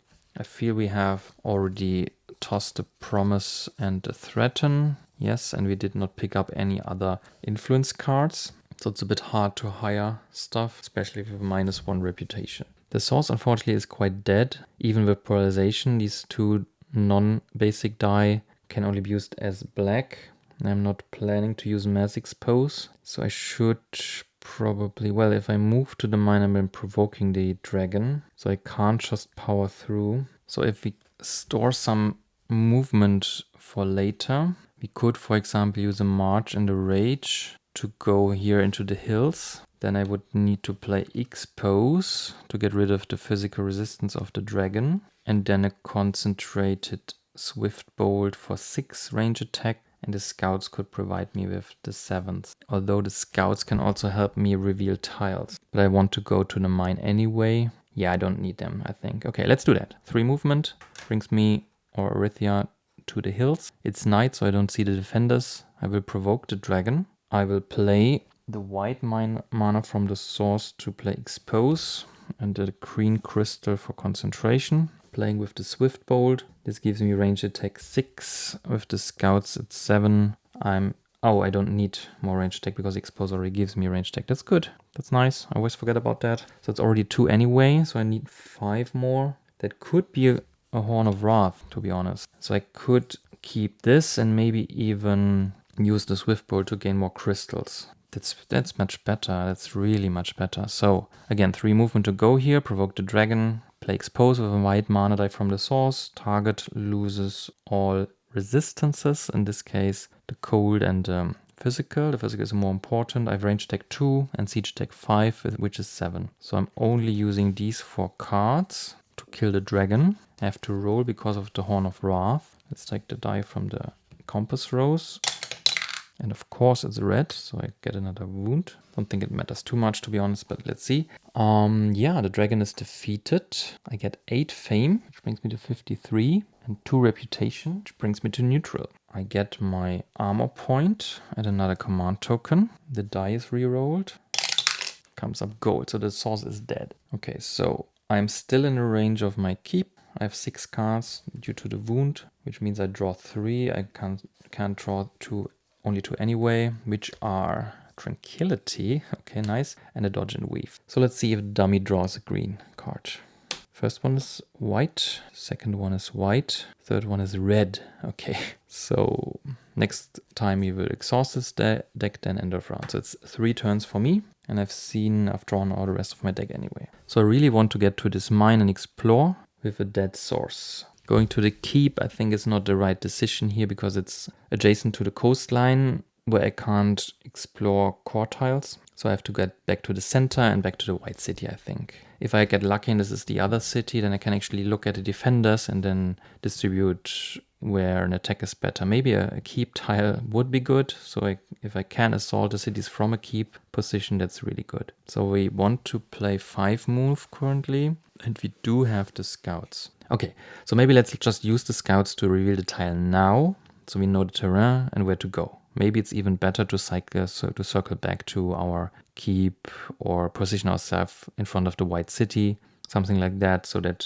we can start up really good with 9 cards the next day and just try to take the city. Let's just do that. Let's generate move 2 and then reveal this tile here. So it's a 50-50 chance to be the city. Let's look. It's not a city. Okay. Then the orientation. So this would be the orientation of the rows.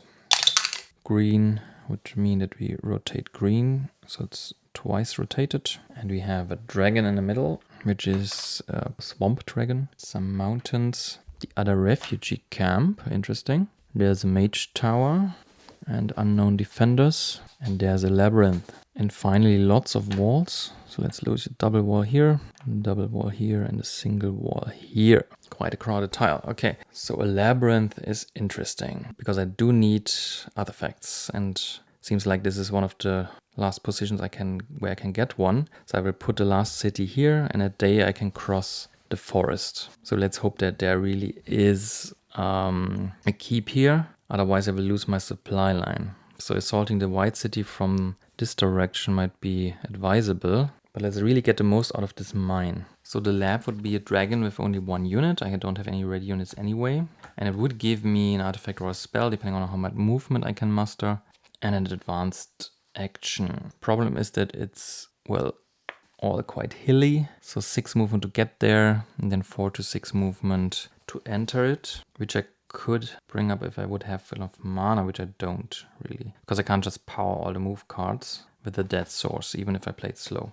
So I think I should be too hasty now, just go to the mine, get some crystals going, but it would mean that I'm not defeating anything else this night. Going through the forest, even though the monasteries and plains, would mean it's 8-10 movement, and then without any influence, what's the point? The advanced action would give me access to pathfinding, which with the rough terrain of the core tiles is really helpful. But the question is, what dragons can I actually defeat without any unit? And we have seen already some of the dragons, so summoning dragon would probably just wreck me. That's the other one with physical resistance, besides fire and ice. Pretty much everything with physical resistance will wreck me.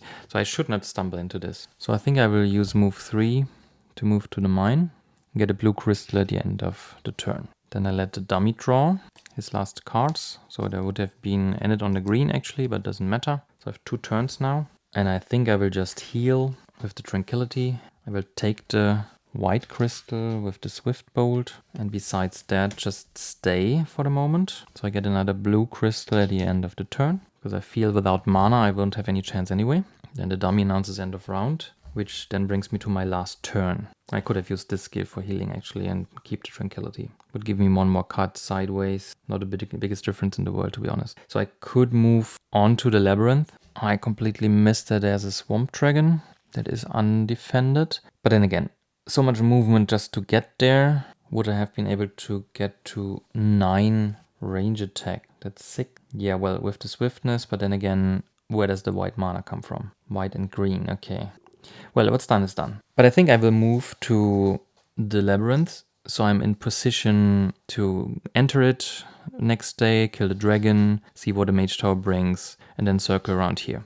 I think that's the plan. Yeah, so this is enough movement definitely to get there. So I will just move here. Will not get another blue crystal, but will be in position at the start of the next day. So that's the end of the second night. I think that went fairly well, to be honest. So I will ready motivation, ready all my units. I have another command slot. Let's reroll the source.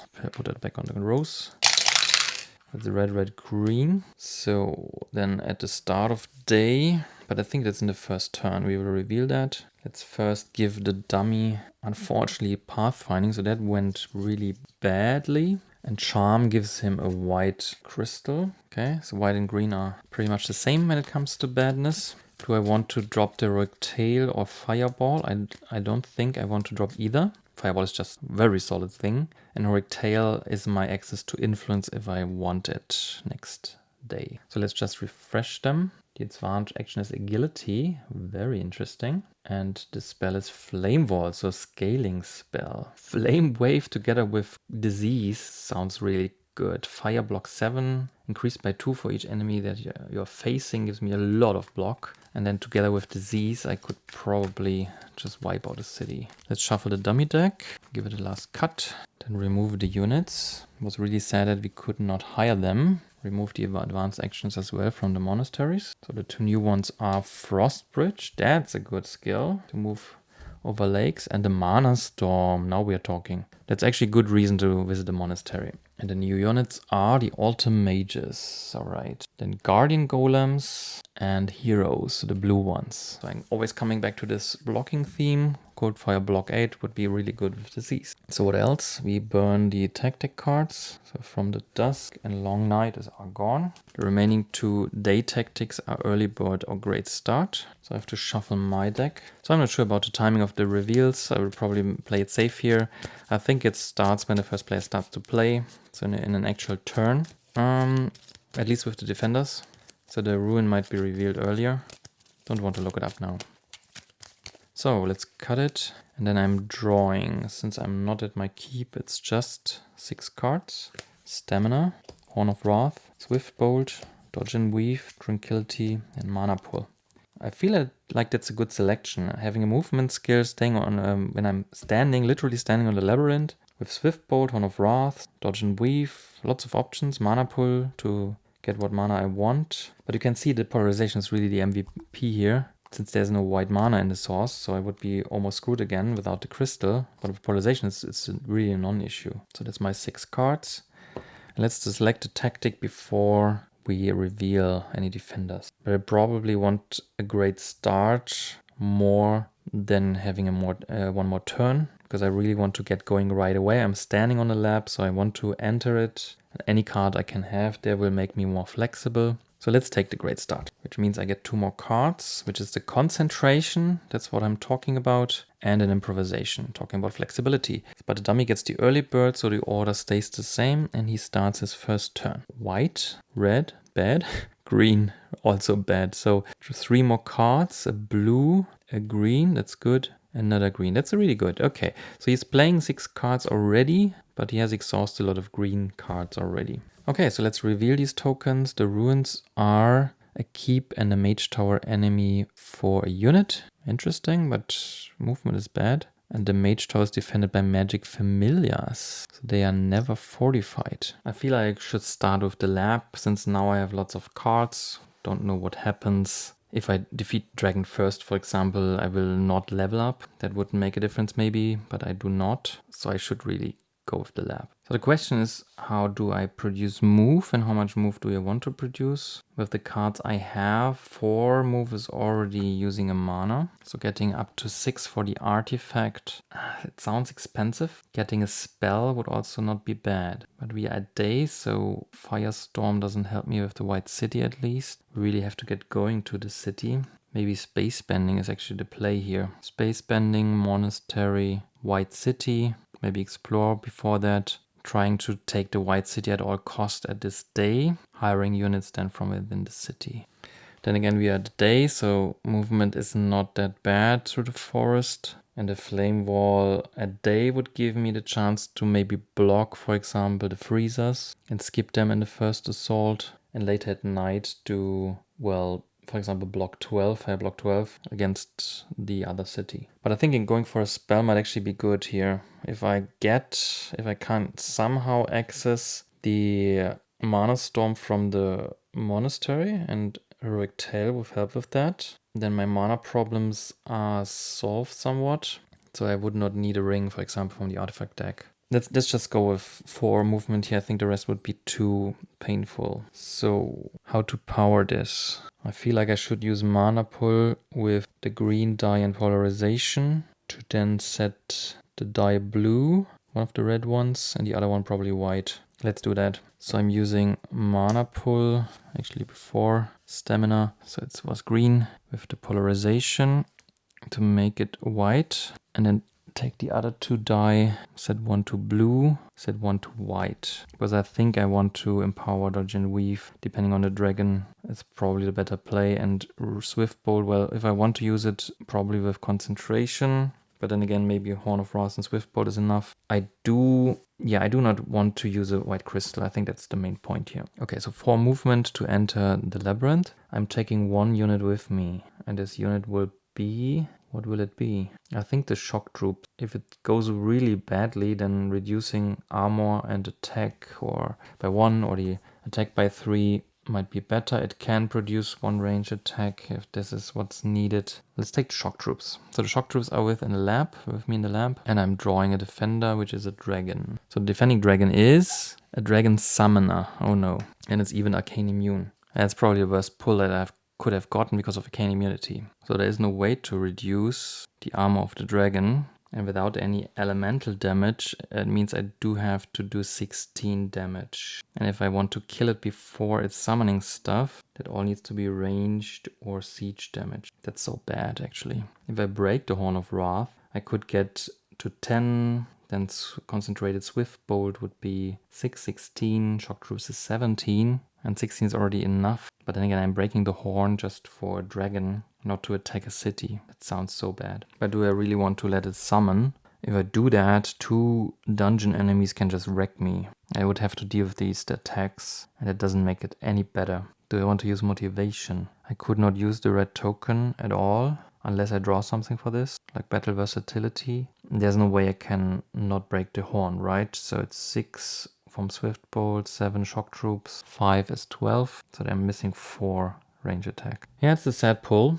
Well, we were lucky with the dummy and other things in the game, so can't complain too much. And we will get a spell, advanced action, almost level up. So yeah, what can we do? I think we have to do it. I have the wrong mana color, of course, now. Well, maybe I should use motivation here. I'm running out of steam to take the White City. That's the main problem here. But if I draw a swiftness, for example, I could maybe replace the breaking of the horn, not directly. I could use the white mana to power the swiftness. No, if you want to have any chance with the city, let's not play motivation now. So the plan would be concentrated Swift Bolt for a range attack of 6, breaking the horn to make it 16. So save the shock troops for the city, save dodge and weave, use the tranquility maybe to heal wounds that I'm now getting from the horn. But it will just defeat the dragon summoner. So polarization is already used, which means green mana goes here as a crystal. That's 6 range attack, 10 siege, 5 plus 5. I have to roll 5 dice, unfortunately, but well, that's life. But it will be a range attack of 16s, inefficient with BB8, and we'll just kill it. Let's do it. So let's get rid of this. Well, maybe let's not clean up right now, because I will play maybe more cards afterwards. Okay, so 16 damage. Summoner is defeated. 9 fame brings me up to 62. Let's roll for the horn. So let's take these dice and let's keep in mind that one was yellow here. Okay, so black, black, black means 3 wounds and the other 2 are irrelevant. Let's place this back here. Of these 3 wounds, I will probably... let's just take them first before we get ahead of ourselves. Alright, so... Okay, so we are putting a shield at the 4 pathway, not that it mattered in solo game. And then we get a spell and advanced action. Since I want the Mana Storm, I will go with the Heroic Tail, I think. And we just put a die to white. So let's take the Heroic Tail. As for the spell, I put a die to blue. So I could use space bending to get to the monastery. But the Flame Wall will help me more with the cities later on. Well, time bending could be insane later on. It's a hard choice, really. But I do need some firepower to cut through these enemy lines. And I will get a red token from motivation. Okay, actually that settles it, I think. Let's go with the Flame Wall. So these were the rewards. Let's refresh here. Call to Arms or Call to Glory. And here we have Training. Okay, so on cleanup I would remove these 2... put them back to the source. This will get re-rolled. Polarization I cannot use this turn. And all this is actually broken. So let's move that here under the artifact deck. This is used. So all these cards would go to the discard pile. So then I would not draw because I have too many wounds. So I do have to use this now. Throw away 2 wounds and put it into the middle. 2 are thrown away. I could play the other wound for 3 next turn. So I should probably hold on to that wound. So I would draw 2 cards. If I play these 2, I would draw 4 more cards. Yeah, actually holding on to that is just nonsense, actually. I don't think I want to do that. No, let's play the Tranquility to heal. It's also discarded. So this will probably go to waste, but we'll see. Okay, so I did not use the white mana then, but they go back to the source. And this will now be re-rolled. Comes up red, and I'm drawing 2 6 cards. So the Flame Wall and the Heroic Tail, no surprise here. Then Cure and Battle Versatility. What does the dummy do? green, perfect. Blue, okay. Blue, that's fair enough. Okay, so one more card. It's a red card, okay. So I did not get any move besides improvisation. Alright, killing the dragon is probably not advisable. It just loses me too much speed. I should really spend my power, since we are at day 3, towards the goal of defeating the cities. So I think I have to play improvisation. Probably, let's take, let's see, we have to play one more card with it. So this we want probably for the city. The same with dodge and weave. This we want to get access to the mana storm in the monastery where we are now heading to. Battle versatility is also just too good. Well, cure would be good after the first assault to get rid of the wounds, because we have already used this, and the tranquility to replace the wounds with things that actually help us or heal our units. But then again, I have no green tokens anyway. We have to play something sideways. So let's do this. So this would give us 5 move when empowered. So it's 3 for the forest because it's day, and 2 to get to the monastery. And then I want to play the Heroic Tale. And since I'm at 0, I would be able to learn Mana Storm just with white mana. Okay, so this probably means that I'm taking this from the source. Maybe I'm playing too fast. I could do this in 2 turns, which would save me a crystal. But I'm not sure what to use the blue ones for. So let's use polarization with the blue one to power the improvisation. That gives me the move I need. And then use the white die from the source to play Heroic Tale and get influence 6. Plus minus 0 stays at 6. And then I'm getting the Mana Storm. So this is then returned to me afterwards because I won't use it. Crystal is then discarded and all these cards are discarded. And again, there are no units for the monastery, of course, this turn. But we could think about raising it. We'll see. Reroll the white die. It comes up black, which for Arythea and polarization is gold. Draw up to 6 cards. There's the Mana Storm, of course. There's a Rage. And there's a Crystallize. The dummy plays white. That's good. Red. That's not good. And another white. Okay, so 3 more cards. Red, red, blue. That's not good. Okay, so it's 4 cards left. Unless I'm hitting a red card, it's 3 more turns now. This one, next one exhausting, and then end of round. Okay, so we want to explore to place the city, and maybe we get a keep. That would be lucky, of course. Not having a keep is really not good. Okay, so I think I have to explore. There's no way around that. But I would sacrifice a bit of firepower, but I need to draw cards. Motivation gives me 2, but losing the keep access is really what screws me here. So I want to see what the last tile brings. And I do not want to lose any of these cards, so I will play these 2 sideways now to generate move 2. Let's put them here to save the space. And then we explore the last tile. So it's the red city with dragons, but no keep, unfortunately. Okay, so the normal orientation would then be this one. And we roll the die. And it comes up white. So we are rotating it once. Okay, so let's roll for the city color. Gold. Red. Okay, so it stays the red city. I think we don't need the rose anymore. So that's the red city. We draw 2 dragon tokens, so another lava dragon, and there's a high dragon. There are ruins, which give a spell and an advanced action for 2 mage tower units. And there's the red mine. Okay, so let's end the turn here without trying to attempt this dragon. And we draw up to 6 cards again. So there's a stamina and there's a threaten. The dummy then plays a white, a green, and a red. Okay, that's extremely lucky, but we have, well, prepared the deck that this can happen, at least in the other rounds. Okay, so this gives me 3 more turns yet again, so not only 2. And I think I really have to go back to my keep supply line.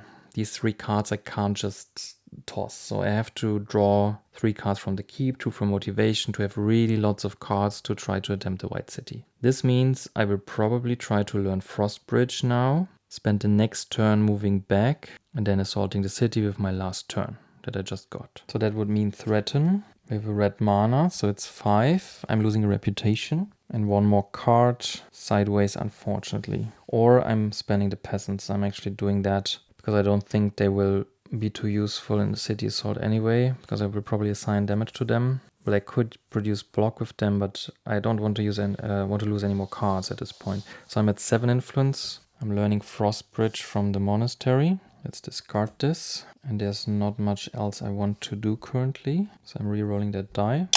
Comes up gold. I'm drawing the Frost Bridge. Dummy plays 1 card. Now I am using polarization with the black. So I can actually re-roll it to empower the Frost Bridge, which gives me move 4. You're able to travel through lakes, and the move cost of lakes and swamps is reduced to 1 this turn, which means that this is 1 and 2 move, and then I need 3 move, and I have only 2 more. So I will play the stamina, hoping to get any movement cards, which I think is a given, to move here. And that's that turn.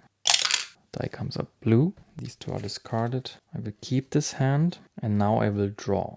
With my keep supply range, I will draw up to 9 cards now, so 5 more. Promise, Force of Nature, Determination, Swiftness, and a March. So there are 2 cards left in the deck. The dummy announces end of round, and I will then flip my motivation to get a red token and draw 2 more cards, which are a Swiftness and a March, which leaves 1 card, which is the Expose, obviously. Alright, so it's now or never. There's really no option here. We have to get going. It's the 3rd day. So we do play a March, and just discarding this because I will not empower it at any way. I need to move to Salty City. We'll lose a reputation. Let's do that as well. I'm entering the White City. And now the puzzling begins. Well, I think the very first thing I will do is play the Mana Storm. Probably play that here as well with the white crystal. Well, actually, the problem is if the source has only 3 dice, how does this work? Okay, so the problem with Mana Storm is that I cannot really use 3 extra die from the source in solo.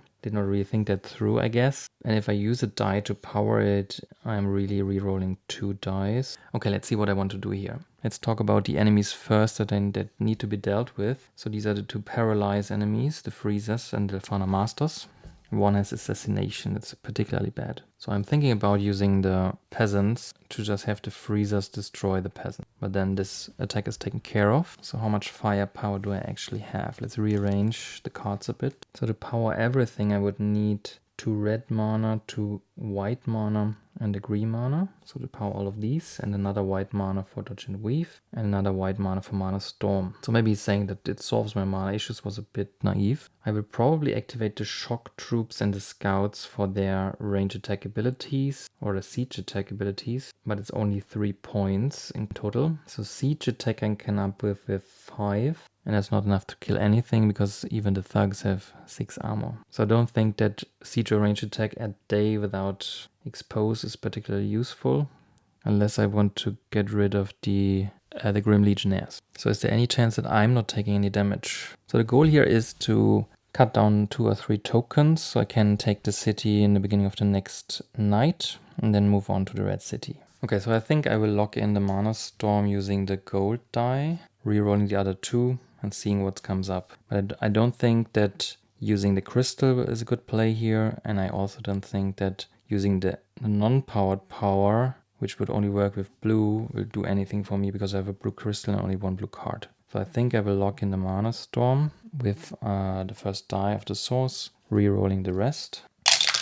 And it comes up blue and green, and I can use them. Alright, so I'm thinking about using the Shock Troops to reduce the attack of the Gunners by 3. That would use them, which brings it down to 3, with Brutal at 6. And if I then give this unit physical resistance, it will absorb the whole damage, but will be wounded. So it's used, this is used, and it will be wounded, but the Gunners will be taken care of. I might then use Dodge and Weave with the white crystal to reduce the attack of the Delphana Masters by 4, which means that 2 block, because it's inefficient, will be enough to block them. So they would be dealt with. The Freezers can be taken by the Peasants, which will be destroyed, which leaves the Thugs and the Grim Legionnaires. So maybe, since I do want to use the blue die, Determination is just too good to pass on. Maybe we don't need the white crystal here. We reduce the attack by 2, which makes it a 3 cold fire attack. So I need 6 block. That's just one of the sideways cards if I play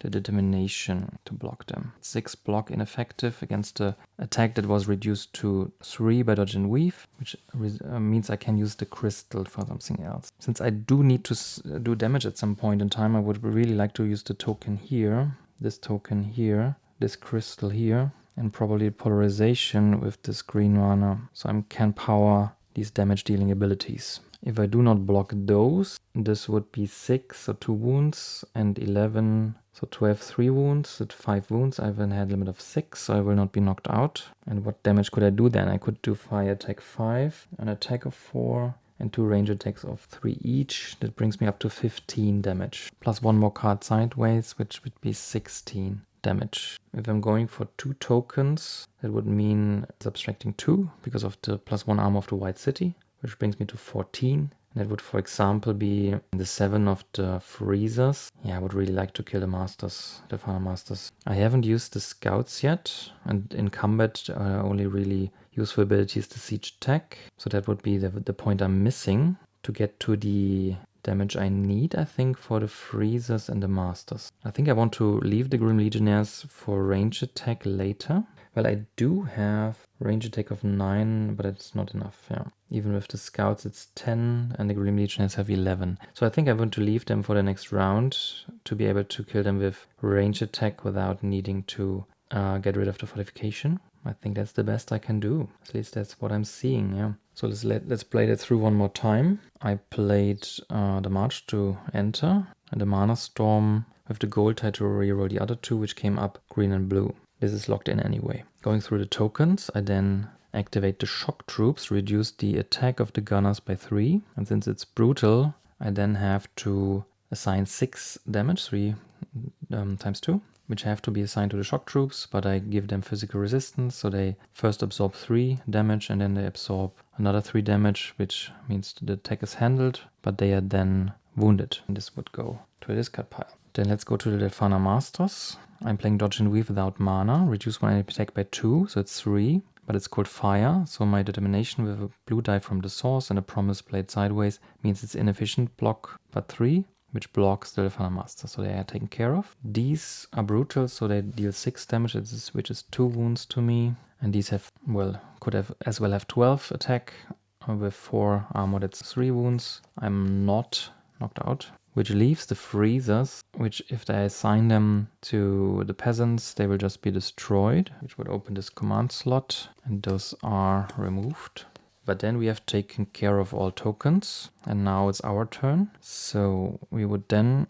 Okay, so I can't kill those. Okay, so the freezers I have to let go, unfortunately. The fire attack is the problem here, so I can only kill things that are not fire resistant, and I can't group them together because it will be inefficient. But nevertheless, we don't need to clean it up yet right now. So the flame wall can really just kill the gunners or the thugs if I leave the Grim Legionnaires. For the gunners I need 2 more attack, for the thugs it would be just 1 more. And if I group, I have to group with something without fire resistance. Okay, so the flame wall is really only useful against the gunners, but then I would need 2 more damage, so I can't group, and that's the problematic part here. Well, it works out, I think. So, okay. So the gunners, I would attack with the flame wall, fire attack 5, they had 7 armor, so that's 6 damage, and with the scouts, it's 7 damage. So this would defeat the gunners, and then I would have 10 damage here, 2 times 3 plus 4,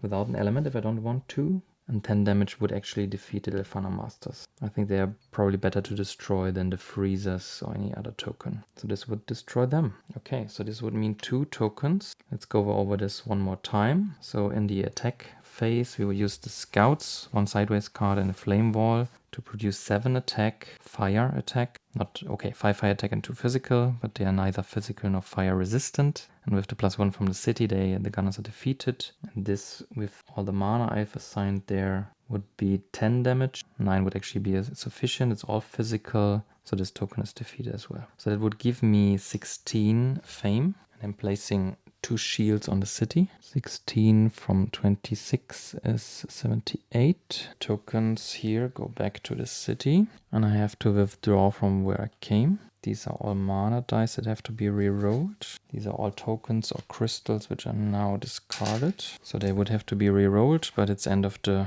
round anyway. I'm leveling up. So a skill choice is between the Dark Fire Magic or the Power of Pain. So this allows me to play Wounds sideways for 2. And this gives me mana, a crystal and a token. I think that's unfortunately more useful to me because I do have a crystal and mana problem still. And if I want to use all the good spells with their powered up side at night. I need black mana, so I mean, I'm definitely taking black mana, I think. And I'm not taking anything from the dummy, but the dummy adds also crystal and mana. Okay. What skill do I take? It's a bit late for training. Agility might be interesting. So using move as attack or 2 move as a ranged attack 1 is really good. The ritual attack would also give me ranged attack or even siege attack by removing cards from the game. I feel like I should not... Well, giving the dummy a red card is actually better, I think, in this case. I was about to say that I need so much white mana that using agility might not be the best choice, but I don't need to power to just get plain attack. Let's give the dummy the red card, even though we give him a crystal now, but let's take agility. This refreshes to learning. Okay, so we have defeated 2 nasty tokens, but the city is not ours. But we are moving to the last night. So let's roll the source. It's red, green, and black. We've added lots of wounds to our deck, unfortunately, which we can't deal with. We ready our tokens, our skills. We ready our units, but the shock troops are still wounded. So we really have to make short work of the white city to then use the ability to hire whatever we want. And we added 1 influence card to the deck that we want to see early. The unfortunate thing is that to approach the red city, I have to destroy 1 dragon at least. If I go through here, I would just provoke both. And my units just suck at the moment. So I've shuffled and cut my deck. Dummy adds 1 red card and 1 red crystal, unfortunately. Let's shuffle his deck and let's cut it. I should also add a red card of the red city. And the enemies actually are a dungeon enemy, 1 mage tower enemy and 3 city enemies. But otherwise never close enough to actually see these. And the city makes all physical attacks brutal. Okay, so the advanced actions I did all learn in the monastery, so they are gone anyway. Now we have to think about what we want to get rid of. Training definitely goes. Space bending, well, might come in handy. Why not? It does, yeah. Let's just leave that. And there's burning shield. There's a peaceful moment, interesting, and a decompose. And the units are being refreshed. Let's just add the silver unit right away. It's the thugs, the freezers, and fire golems. Good units. Okay. So what else? The tactic cards are burned, which leaves us with midnight meditation or sparring power. So the question is what tactic to take here, but we will see our hand first. So let's draw that first. It's a rage, stamina, threaten, mana storm, concentration, mana pull. So this is my hand limit. But the supply line gives me swiftness, heroic tail, and a frost bridge. That's a lot of movement, influence, and so on, and not enough to defeat the white city at all. For the white city, I would need 7 plus 5, 12, plus 10, 22, plus 3 armor. In total is 25 damage. So where's this supposed to be coming from with this kind of hand? So I think I have to go with midnight meditation and shuffle back in some of the cards to find something more useful. And it will give me 1 more turn, but it will mean that when assaulting the red city, I won't have any help from my keeps and no help from sparring power. So maybe motivation if I don't need it before that. So let's go with the dummy having sparring power and me midnight meditation, which I will immediately use. But it means the order is then now flipped. Let's mark that somehow that I used it, but I still want to see what tactic I have. From these cards, I do not need Heroic Tail until I'm in the city, and the same goes for Threaten. Then I will probably draw some movement, so that's not useful, as well as this one here. So this leaves us with Concentration, Mana Pull, and Mana Storm. I probably should get just the crystal and get rid of the card. Rage just, well, it does produce attack that I need. Okay, so let's keep these 5 and just shuffle 4 cards back in. So let's give this a good shuffle. Cut it once and then we draw 4 cards as a replacement, which is another swiftness, a wound, the agility, and a flame wall. Okay. Alright, let's see. To defeat the Grim Legionnaires, I need 11 ranged attack. And this is just 8. With the scouts, it would be 9. So I could use the agility, but where's all the mana coming from? So what about the flame wave? It could give me fire attack 5 and then +2 for each enemy token. So it would be fire attack 11. And it would not even have to move to enter the city unless I play agility for it. Do I drag the flame wall around until the red city or do I use it now? I think I have to play the motivation, get a red mana, see 2 more cards that might come in handy. I think I have to do that. So let's flip that, get a red token and 2 more cards. So a stamina and a wound. Okay. So with the mana storm, I will take a green die from the source and gain a crystal and just reroll it and return. I think together with the mana pull, that's the better decision here.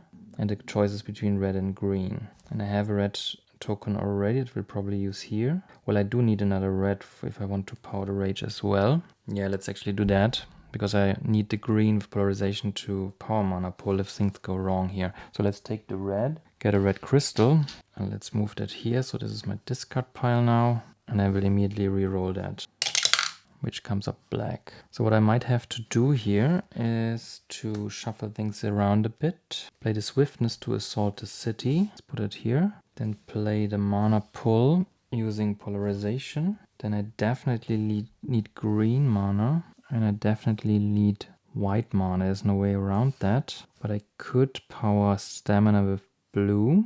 I could flip the skill to get a red crystal and a black token. So that could upgrade my flame wall to a flame wave. And I could also power the stamina. That's pretty much all I can achieve. So starting with the Grim Legionnaires, where I need 11 range attack, this would be 6. And then I could start to add movement as range attack in a ratio of 2 to 1. So this could give me 4. Which brings it up to 10, and with the scouts it would be 11. So using the scouts is 1, this is 6, so 7 in total. 2 more is 9, 2 more is 11, and with the +1 armor I would kill the Grim Legionnaires with range attack. Unfortunately, with the flame wall and with the freezes being fire resistant, I deal with them anyway. And if I defeat the Grim Legionnaires, any attack phase, there will be one less enemy token. So unless I'm leaving Grim Legionnaires, which would give me an enormous amount of damage, I think I won't need the black token, and I will rather produce fire block 7 that just blocks them. So this is not needed, we don't need to use the skill, and won't have the crystal yet. But that would mean that I still get damage, so 2 more wounds, and I won't be able to defeat any of them.